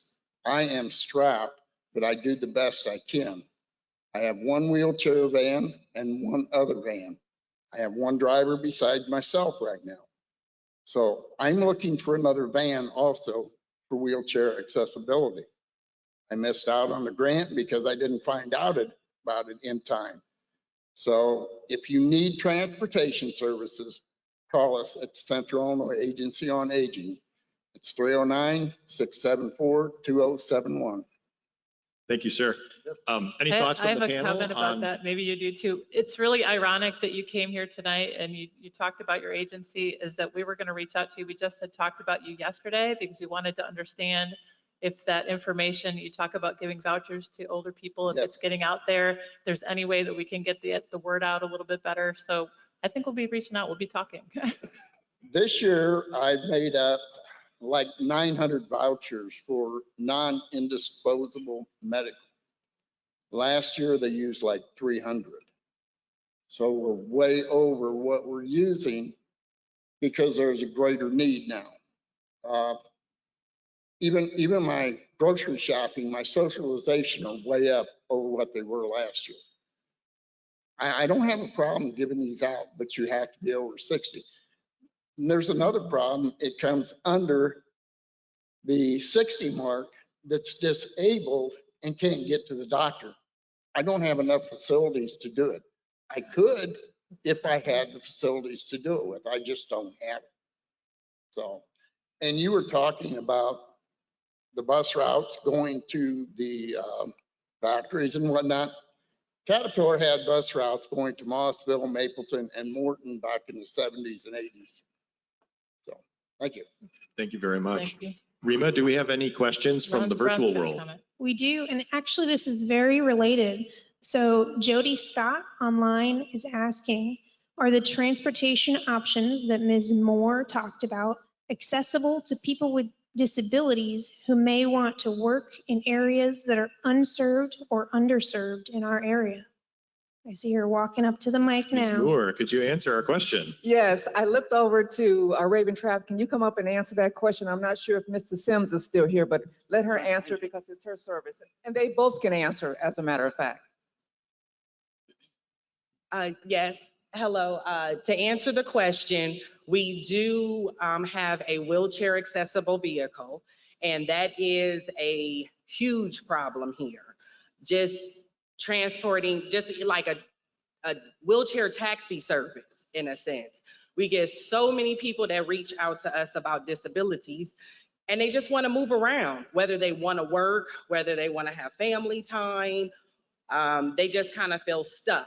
So yes, somewhat like the gentleman that was speaking, we have a wheelchair accessible vehicle, but at this moment we only have one. And part of that is just being a small business, trying to keep up with the insurance. The insurance itself is, that's a whole nother cost that as a small business owner, by the time we have insurance, our car note, our IDOT certifications, gas that's currently going on, we're well over comma money and we haven't even moved our vehicle. And so, but we do have it. Currently right now, we're a lot private. We're a lot more private pay because even trying to get with the insurance companies, that's a whole challenge. But we are here. We do have the services. We're ready to service the community. Our goal is also to have multiple vehicles with that. And the phone number that you can reach us at would be 309-406-8363. Again, that number is 309-406-8363. And then in addition to that, medical and disability really is our focus. We do other departments of transportation, but that is our focus because we know that it's a need. Our seniors need to get around, our disabled need to get around, medical appointments. So we are here. We want to grow with Peoria. So whoever we can work with, we're here for you. Thank you very much. Thank you. And I think we have time for one more question. Sir, did you have a question? Oh, there's another question back there. Okay, I guess we have time for two more questions. So you're. My name is Johnny Sims. I'm the CEO of Council for Disadvantaged People, which is a nonprofit organization. We do offer services adjacent to that organization. Disadvantaged Transportation is one of them. We do provide services, we do provide services for people in wheelchairs. My services, Disadvantaged Transportation. We provide services, medical transportation at no charge. It doesn't cost that individual anything. We've been doing this for the past 10 years. Each transportation provider has incurred charges and all kind of stuff going on, but it's about the people. And right now, disadvantaged people, we provide transportation for people going to work, people with first time ever having a job, don't have the funds to catch the bus. We step up and we get those people to work. So with that said, medical, employment, grocery stores, I'm registered with some of the medical providers, Humana, several of them. I just can't name them off the top of my head at this moment. 309-404-7699. That is the primary number to my organization. Thank you. And then I think we have one final question. And for if folks think of other questions, we are going to be sticking around after the end of the meeting later as well. So don't feel like this is your last chance to speak up. And we also have an email address where you can send questions. Sir, the floor is yours. Thank you. Thank you so much for what you're doing here this evening. It's so critical to our community. My name is Dan Silverthorne. I am the chairman of the board of the Heart of Illinois Regional Port Authority. My heart goes out to everyone that I've just heard, but I want to talk about river transportation a little bit. There's over 50 ports and terminals in the river within about 6 counties of here. You mentioned earlier, Chris Setti mentioned our organization, the checks in the mail office or your home. Okay. Either is fine. Thank you. You mentioned gravel and a few other things. The river is extremely important to the transportation needs, not of our community, but the center part of our country. There's gravel, there's fuel, there's DDGs, fertilizer coming in for our farmers, and many, many things that we don't see. I know none of you ride a barge to work, so you worry about the potholes you have, but you also have to worry about the product that comes in here. And I think one of the biggest things that we're missing, it's been talked about for a long time, is really important, is containers on barge. The products that you see on the highways and many other things be done on barge transportation. One barge covers 84 semi-loads. You think about what that does for the environment, for the reduced fuels, what it does for transportation, it would be huge. So I think we need to look a lot at ports and what's happening in this infrastructure bill. And I want to know who's coordinating this to put all these people together, like Secretary LaHood said, because without that, it will not work. Now, I assume it's Tri-County. These are the folks we got to talk, so please get with their people and get it done. Thank you. Thank you very much. Did you want to speak to any of that? Yeah, I want to speak about, go back with the disabilities. People see the city buses, they think CityLink, but they forget that CityLink has a parent company, City Lift. And they do more of the disabilities. You have to fill out an application. They take you more on your doctor's appointments to your grocery stores. But people forget that City Lift has those services. Yeah, that's a good point. And Thanks. the young lady that was speaking about the wheelchair lift, your wheelchair lift is down? Does it work? Is your wheelchair lift down? Is working? Okay. Because I was a wheelchair lift expert working on them. So I was just, okay. He's retired. We have a recently retired. Retired. Very good. Thanks, Ron. Thanks, Ron. And Chris, did you want to say anything about container on barge? Or? No, I mean, I think that, the more options that we have, the better. It's what will make us a more robust economy. So we don't have, we do have some private ports, but we have no transload facilities. So we don't have any machinery that would take a container off of a truck and put it onto a barge. So these are some of the investments that we need to be looking at as a region to take advantage of something that, every community in America can, any city of any size is likely to be able to boast that they have an interstate, maybe not Macomb or Quincy, I guess, but now they have a 4-lane highway. And most cities of any size have an airport and probably have rail that run nearby, but not every city or every region, I should say, has a navigable river like the Illinois River that connects into the Mississippi and then the world from there. We have to be able to take advantage of these things, and it just helps to differentiate ourselves from our competition. Yeah, that makes sense. Very good. Well, with that, I want you to give a big round of applause to our panelists here tonight. Thank you so much for spending your time and your talent with us tonight when I know you could be at home enjoying dinner. So we really do appreciate it. And so you can feel free to step on down, and I'm going to step over to this side of the stage, and we're going to move on with the rest of our program here because we're not done yet. We do have a little interactive exercise for you guys to get engaged with here in the room as well as on GoToMeeting. How many of you have done a SWOT analysis before? Raise your hand. I see some hands raised. And I know Chris's organization did one not too long ago, so maybe you did it with him. But for those not familiar, it means strengths, weaknesses, opportunities, and threats. So strengths and weaknesses are essentially internal to an organization, or in this case, to our transportation system. They're characteristics of the transportation system, right? So a strength could be our port or having a river channel, for example. Opportunities and threats, however, are more external factors. So an opportunity could be, for example, the shortage of truck drivers perhaps provides an opportunity to start shifting more commodities to barge transportation, perhaps for the region, if we can capture that. So what we're going to do now is you're going to work together to brainstorm the strengths and the weaknesses of the Peoria region's transportation system and the external opportunities and threats. It is not an exact science, so don't get caught up on whether something really is more of a threat versus a weakness, or if you think it's just too tangential to transportation, just put it down.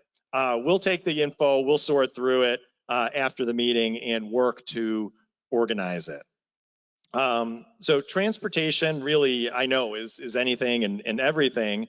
So based on your interest, you may want to focus in a little bit. So if we go, thank you, to the next slide here, we have here 5 broad goals that were in the region's last long-range transportation plan. And those are public health, mobility and connectivity, economy, freight, and environment. So I only put these up just to help you focus if you're kind of struggling to figure out where to focus. So perhaps you can choose 1 or 2 goals here based on the expertise of the folks in your respective group, or not. You can put down whatever you like for what you think those strengths and weaknesses, opportunities, and threats are. Now, for the folks who are on GoToMeeting tonight, they're going to be putting their responses into an online survey form, and we'll be collecting that information. Rima will be working with you on that to make sure that runs smoothly for those folks. But for all of our folks here in the room, find your closest friends and neighbors next to you, behind you, all around you, wherever you happen to be sitting right now in the room, and just try to cluster together in groups of 5 to 10. Doesn't have to be exact, but you know, we don't want you to have to move too far, but you can move down a few seats and just make some friends. And then we're basically going to have about 20 minutes or so. And I think you have some notepads or you have some paper. If you don't, I think staff are passing some out right now. And one of you in your group can be the scribe and just jot down those strengths, weaknesses, opportunities, and threats. We'll be floating around to provide some help. Again, we'll try not to make this too complicated, but we just want to make sure to capture your ideas. So we'll be floating around.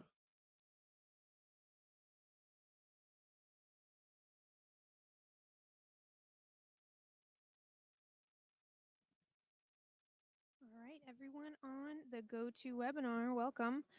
So if you like, we ask you to participate in this live polling. So what this is you could see a link at the top of your screen. It says pollev.com. So that's P as in panda, OLLEV.com/TCRPC337. And so if you would like to participate, you could open up a different browser window and type this into your Google Chrome or Safari, whatever you're using, and that will bring up this question: what are the strengths of transportation in the Peoria region? And so we're going to take about 5 minutes. You heard Eric talk about the 4 different options: strengths, weaknesses, opportunities, and threats. So we're just going to, on the virtual section, we're going to go through these about 1 every 5 minutes. And you can feel free to type in your responses. And actually, you will be able to vote for other people's responses as well. So you can test that out. Again, it's at your leisure. We just are giving you options to participate. Oh, there we go. We've got one going, a couple. I see Illinois River, I-74. We got the capacity of the Peoria region. Yep. They're coming in. Oh, good. You're voting for them. I see that. So you can jump in at any time, and actually you can submit more than one if you like, and they will cycle themselves out here. Rock Island Greenway, that's a great one. Yeah, it's hard to believe that something like that was not around for that long. It's relatively new historically, but people definitely use it. All right. Got multimodal options, roads, air, water. That's moving up. It's always, I like the word options there because, you know, we conducted a pre-meeting survey and we asked, one of the questions was, what is your main mode of transportation? Most people put car, which is not surprising, but it's always great, excuse me, to have an option. Even if you don't, for example, if you don't need to take the bus, you could have the option to if you live in that area. We've got some cycling through here. Illinois River is at the top. I mean, we are the river city, so that is definitely a strength. Central location. Airport, for sure. Oops, my bad. Sorry about that. There we go. Let's see what's closer to the bottom here. Oh, airport again, definitely. River, roads, airport, bike trails. Yeah. So I see a lot of multimodals. That seems like a good theme here. We got freight. They definitely talk about that in the roundtable section. Bike pass. Climate allows for year-long multimodal transportation, especially, I mean, if you are not afraid of ice, that could work. See what else we got here. Oh, airports again. Free parking at airport. Yes, that's huge. That's like a de-stress type of thing. When you're already going to the airport, you don't want to have to think about paying for parking. But there is also a bus that goes there. I have ridden that once. We've got Illinois River, definitely airport. Ooh, a lot of airport fans. Low cost. Yes, definitely. If you've ever ridden the bus, it's just $1. So that is logistically easy. You don't have to think about getting change for $1.50 or anything more than that. All right, I'm gonna give folks about 1 more minute and then we'll switch over to weaknesses. So we're starting on a high note. We'll dip down low a little bit, but that'll just tell us what we need to focus on here.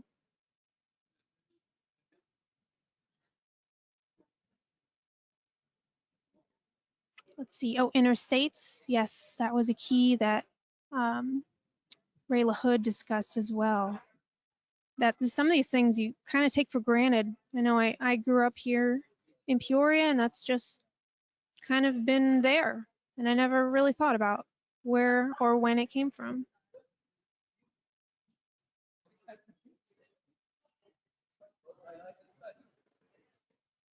Oh, here's one. Land is flat, which is easier to build new ways to move on. Oh, that is a good point. We do not have mountains here.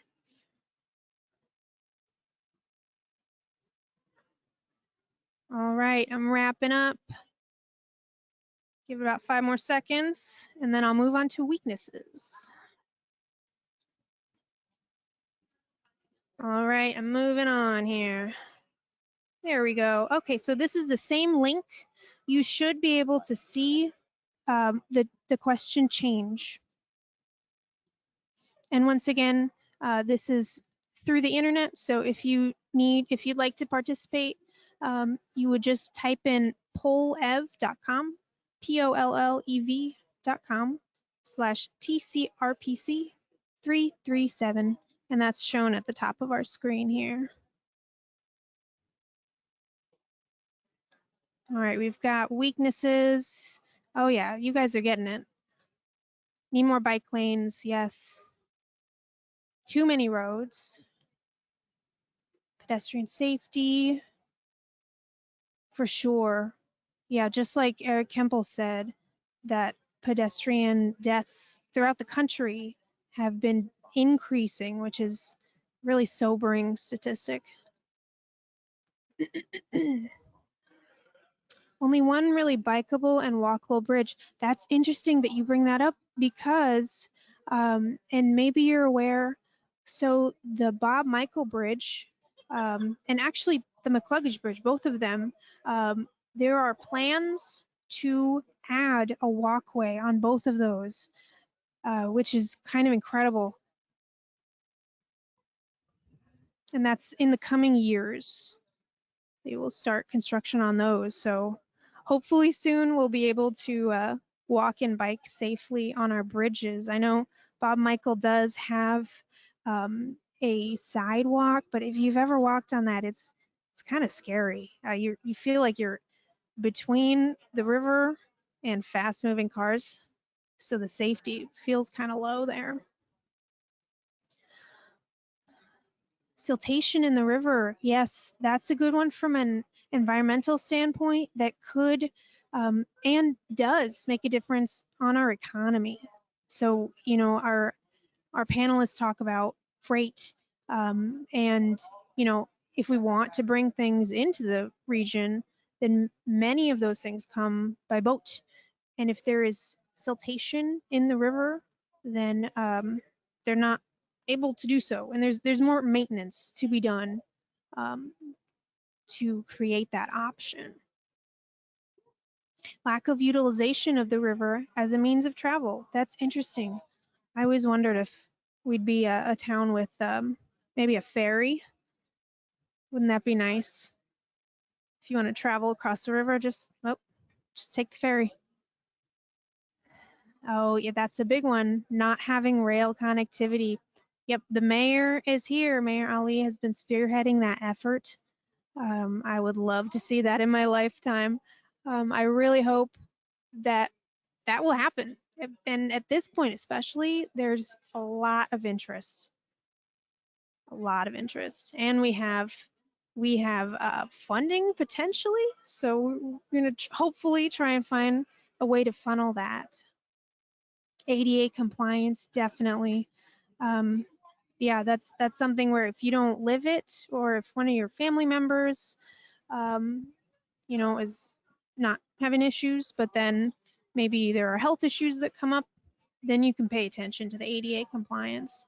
That's easy to ignore if you don't live that experience.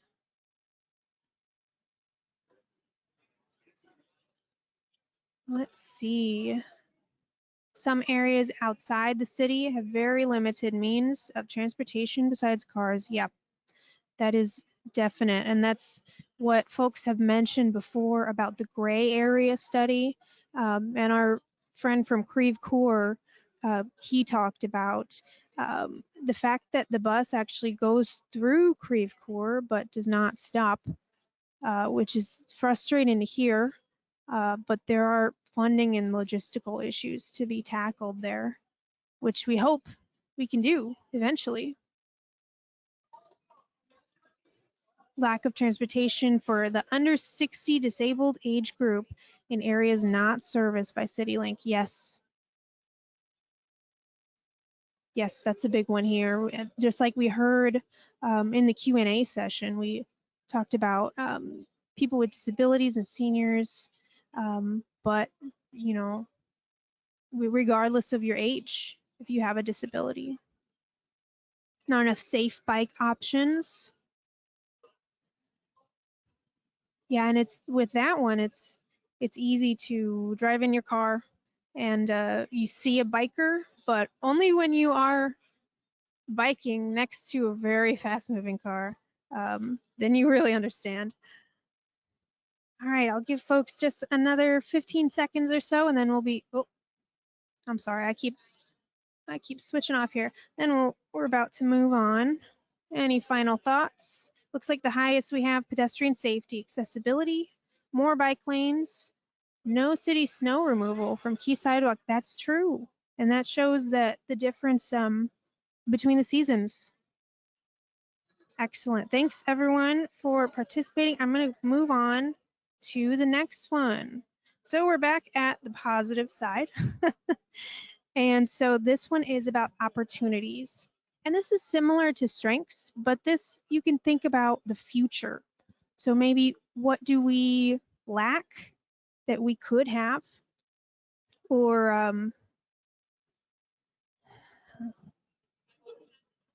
let me see. Let me make sure this poll is working here. Does it change? Okay. I think that solved that problem there. Yeah, there we go. Okay, solve that there. So, like I said, when we think of opportunities, think of the future. What could we have? Maybe what we could do better. If it's something we're already doing well, but it could be expanded. Ooh, I see a lot of rail. Definitely.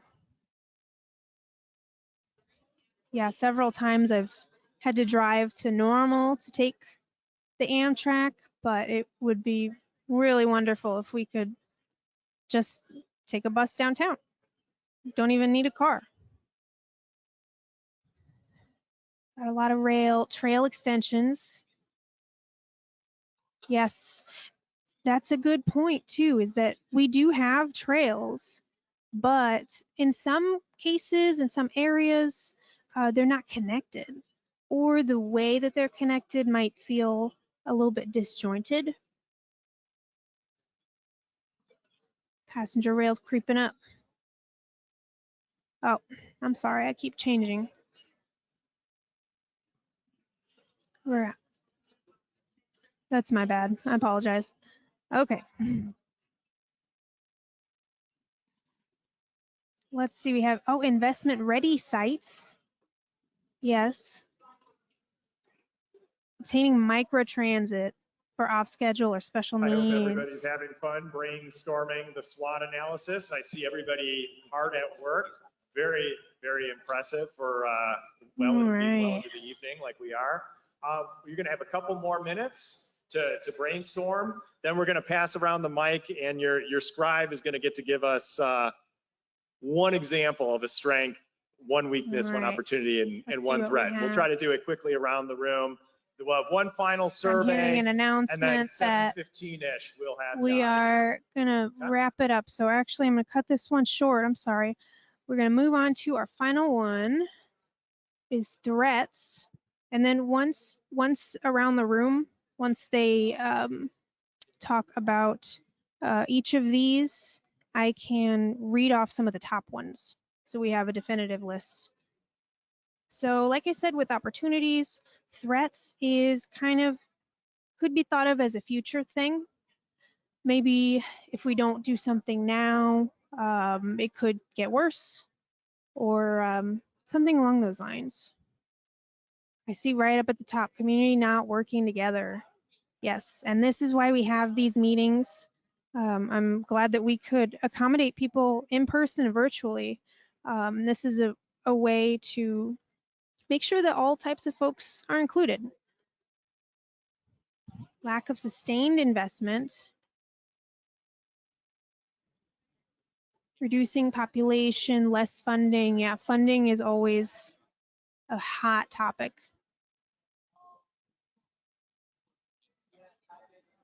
Let's see. Oh, interesting. Communities competing with one another instead of working together. Sometimes it's hard to see the big picture when you, especially if you represent a city or even a neighborhood. It's easy to just focus on what you need. But hopefully with meetings like these, we can show that other people are having the same kind of problems.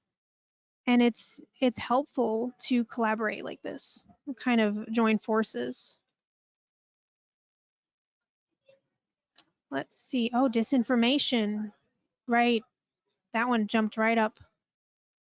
That's true. I mean, if you don't, I should say you don't know what you don't know, that's lack of information. But disinformation, just people spreading different kinds of messages than that could benefit our region. Got living in the past, that one, yes, we see that in government a lot. It's easy to just keep doing what has always been done, as this person wrote. But sometimes you got to be the squeaky wheel and you have to say, hold on, let's make sure to change it up.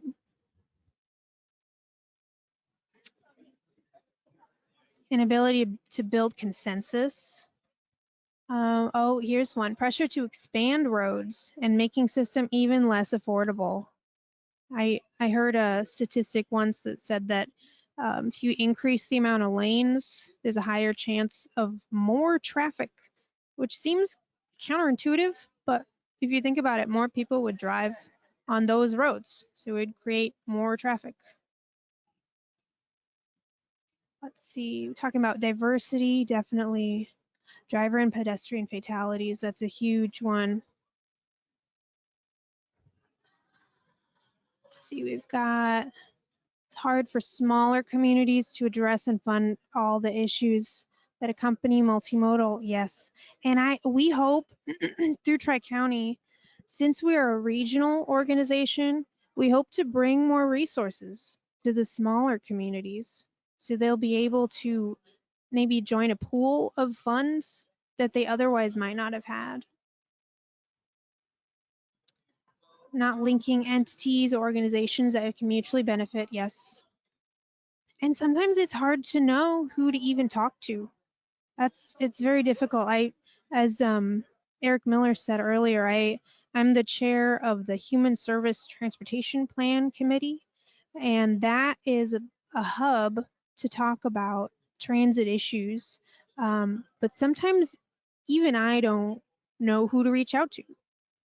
And these types of meetings help me as well to bring more people together. Lack of sustainability. All right, looks like people are rounding up at the front of the room. I'm gonna pause here and Eric will begin soon. Yeah. Thanks, everyone.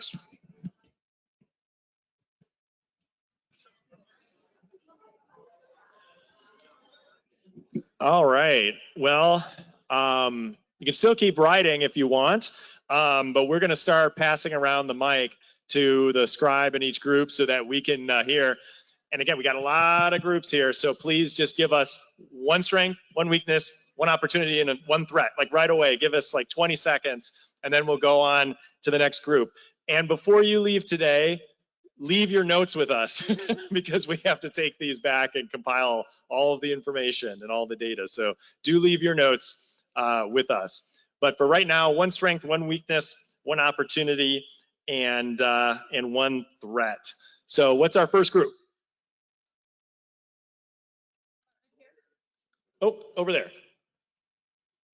This is going to be hard to turn the pages and hold the microphone, but I can do it. Strengths that we had were the rail service, the river. Oh, my name is Amanda Beatles. I'm the Economic Development Director for the City of Chillicothe. Oh, one in each category? Yeah, just give us one. The highlight. I can do this. Nope, I got it. Okay. All right, for a strength, we have the airport. For a weakness, we have getting services to people. For an opportunity, we have the silt in the river. For a threat, we have fuel costs. Awesome. Perfect. That's exactly what I want to hear. And those are great ones too, by the way. Great examples. Who's next? Scott Sorrell, Peoria County Administrator. Strength, what Setti said. I told you I'd get a laugh. Weaknesses, a significant personal penalty if you don't own a car. We're too car centric. Opportunity, passenger rail. And threat, the continued population dispersion away from the urban core. Very good. Good ones. I like these. You guys are thinking pretty well here. Love it.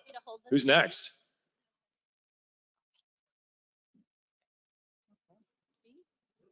Oh, that's okay. So Brandon, Allison, Amy, John, Betsy, Conrad, and Mary. Oh. Okay. So long Strength, public transportation, massive, expansive public transportation. Weakness, the maintenance of the sidewalk and the bike lanes when we have snow. People are not able to use those. Opportunity, better transportation in the outlying areas. And the threats, and I think this has been mentioned, but reduction in population in the core. Yeah, we have heard that one before, so we got that a couple times. Who's next? You already went. Yep, we got a microphone on this side. I think we're going to take this group right over here. On our transportation, we said it was the river. For weaknesses, we looked at bus transportation for the working 24/7, and that's in the region. Opportunities in the region is rail, passenger rail, and then on threats is coming up with a common vision for our region. You're here, and that's what our work is all about today. All right, who's next? Who's got the mic? Who wants to go next? Oh, up on top. All right. Clark Abraham here, West Peoria City Council. Our strengths are, we believe we have a robust infrastructure opportunities in our area. Our weakness is the lack of knowledge on current services and accessibility, also in multiple languages. Opportunity, we believe it would be a website to share all the available resources in public education in the Tri-County area. And our threat is infrastructure deterioration. Thank you. Those are all good ones and some slightly different ones. I think for the weakness, we heard a lot about that tonight. Who's next? What's our next group?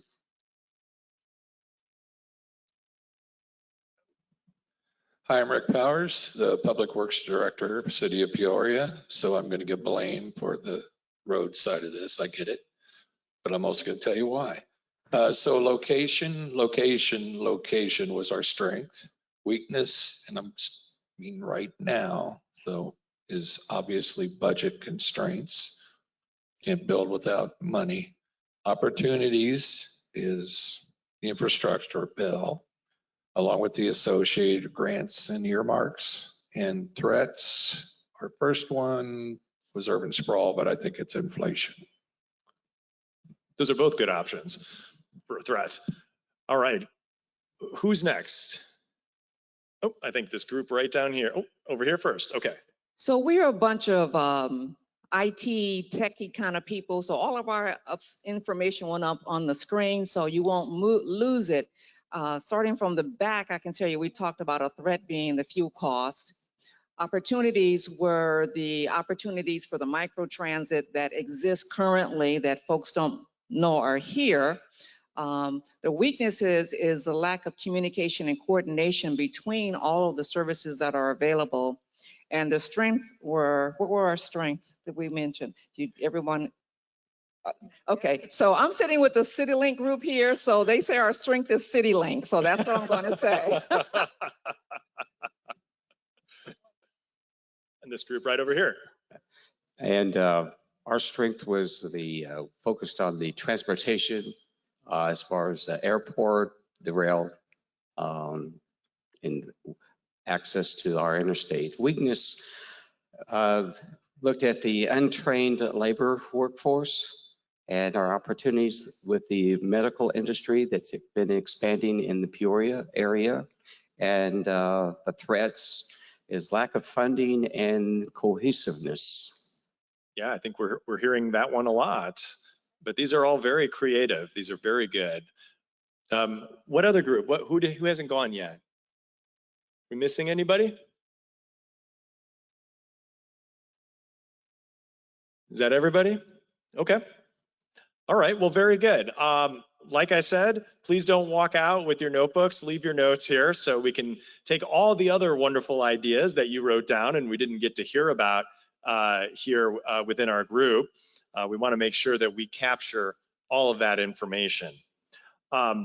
So again, if you do have more questions for myself, for Eric, I see Ursula is still here. Feel free after the meeting is over to come up and ask us any questions you like, even though the meeting is formally over at that time. But first, before we get to our wrap up, I do want to bookend our meeting today with a final poll. So take out your smartphone if it's not already out, or your tablet, or whatever you have with you. For those online, please do the same, or open up another browser on your computer. Obviously, you've already been using the survey software anyway if you're online. So you've got the QR code for this last survey in your agenda, and you should be able to get it there. Or you can also go to pollev.com/TCRPC337, or you can just scan the QR code, the final QR code on your, or the, excuse me, that's the second QR code on your agenda. And then you're gonna have some questions there. If you've already got a screen up, you may have to hit refresh to get to this question we have in front of us. So our first question is, as you're pulling that up, this is the same question if you answered the survey before the meeting. This would have been the last question you answered. And the reason why we're asking this question again, which is how should regional projects be prioritized based on limited transportation dollars, is we're going to go back and compare. We're just a little bit curious if any of the conversation today, all these great strengths and weaknesses that you heard in their panel discussion, if it may have changed your mind or influenced what you think is a priority. So right now we're watching the real-time results for this question. We see a lot of focus on pedestrian accommodations, bicycle accommodations, maintaining our infrastructure. That was talked about a bit, and certainly talked about by Secretary LaHood. We have expanding the public transit and service options. Boy, we heard about that a lot tonight, and the importance of that to the local economy for keeping the workforce growing and getting people to work and jobs, and not to mention other services and so forth. And so those seem to be the few that are kind of rising to the top, but I see safety improvements is rising quickly. That's certainly very important, but I would say that is very closely related to the pedestrian and the bicycle issues, right? Because some of the challenges, some of the impediments for biking and for walking is that people are concerned about their safety. So the safety is not just for drivers, but also for everybody, for all the users of the system. Well, this is very good. Feel free to keep answering that. We will now go on to the next question, because we got two more questions here. We do want to try to get you out of here in 8 minutes. So how would you improve the Peoria region when it comes to transportation? So this is an open-ended question, and obviously now you've been brainstorming about this all night. So how would you do it? We heard some of the answers from our panel earlier when I said, what is the one opportunity you wouldn't want to miss with the infrastructure bill? So now we're gonna hear it from you guys. So fix potholes. So that's Secretary LaHood said sometimes we're like a giant pothole here. So that's the asset management, maintaining our assets, right? Limiting sprawl. So that's a land use comment. Equity. More group communication like today. Well, good. I'm glad you enjoyed the group communication today. That's good. That's a big thumbs up. I appreciate that. And collaborating with stakeholders. And also, I think that's what we're all about here today. More walkable streets. That gets back to what we were just seeing in the previous slide, right? Where pedestrian improvements and safety improvements were kind of rising to the top. We see equity again, opportunities for accessibility, including rail. I know that's a really hot topic right now in the Peoria region. And as Secretary LaHood said, there's a lot of money out there for exploring and expanding passenger rail services. So the declining population, sprawl, so the land use population, overpass at Warren Knoxville, the regional cooperation, first mile, last mile, right? Also, a lot of conversation on that from our panel today about from a transit perspective, from perhaps an innovation perspective, looking at first and last mile solutions. And by the way, not just passenger, but also freight. How do you get that stuff delivered to your door? So there's some solutions there as well. Something, yeah, that's probably is the one that I put in there. Increase last mile transportation options, working together towards the same goal, more money for maintenance, safety, obviously very important, not just getting somewhere quickly. Yeah, if you don't get there alive, it's not terribly helpful, is it? Complete streets, maintenance. So seeing maintenance, asset management show up a lot, bikeability, innovation. So some really, really good ones here, really good ones. So we want to get to our third question here as well so that we can get some answers here. So let's move on to the third question. So the third question is, are there any specific projects the Peoria region should focus on to improve overall transportation? So what we were just talking about in the last slide was, much broader, right? Kind of broader concepts. Now we just want to hear if there's anything more specific you want to hear about.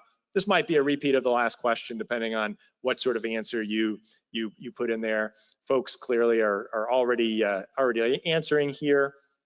Passenger rail, microtransit, sideway connectivity, better transportation options for off-shift workers, lots of good ones in here. Some specific intersection or street improvements, excuse me, on some specific streets there, bridge replacement, viaduct replacement. Broadly speaking, right, we've got some bike and passenger rail options here, Hannah City Trail. So lots of good ones. And Rima, the number count here, do you still have a mic there? Can you tell us what the number count means next to each option? So that is, you have the ability to vote. So the top one is the highest ranked. Right. So basically, you can type in an option, but then you get to vote on your option or other people's options. So it's kind of interesting. There's sort of two steps to this question. So if you see, you don't necessarily have to retype something. If you see something you like, you can just vote on it as well. So kind of an interesting one. And so again, the pedestrian, bike, rails to trails, passenger rail, a lot of those options sort of rising up. We see the two-way conversion of Adams and Jefferson pretty high up there as well. So lots and lots of very good options here. I'll give you 10 more seconds if you want to vote on any of the options there or add in anything else. Again, don't worry if I'm not reading your one here on the screen. We're collecting all of this information and we'll sift through it later and try to make sense of it all, because there's obviously a lot of feedback here coming from everybody. Okay.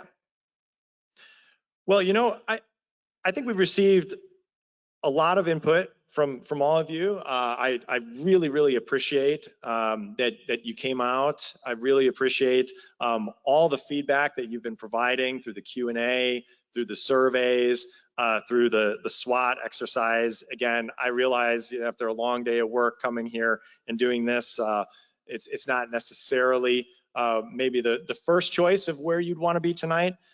So I really do appreciate that civic pride and that commitment to your community. I think that's really impressive.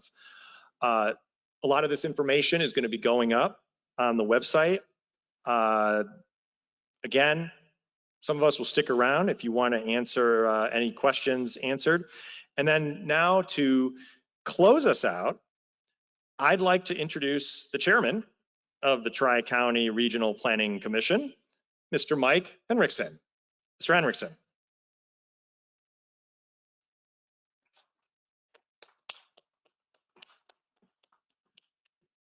Thank you, and thank you very much for your time this evening.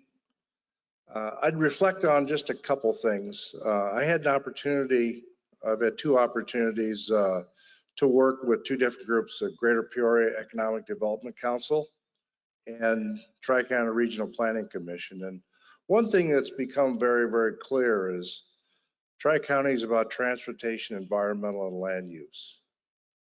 And if you don't get those right, it really impedes your ability to do economic development. We like to think about Tri-County as really as the DNA of economic development for our region. We're going to take this information. We've got a commissioner meeting later this month or early in June. Take all this information and we'll have an opportunity to work through it and prioritize it as part of our transportation planning for Tri-County Regional Commission. The last thing that I'd say is that when I was with Caterpillar, we used to say the road to progress begins with a road. And that's true to an extent, but the thing that I think these discussions today have really clarified is there's a number of other things that allow progress, whether it be rail, whether it's how we serve our underserved communities, how we use transportation for people that don't have transportation, and the list goes on and on. And I think it's a great example of how this community can work together to come up with that common vision that we need to be able to put our best voice forward as we are evaluated with this new transportation bill. So thank you very much. Appreciate your time, and please travel safe on your way home. Thank you.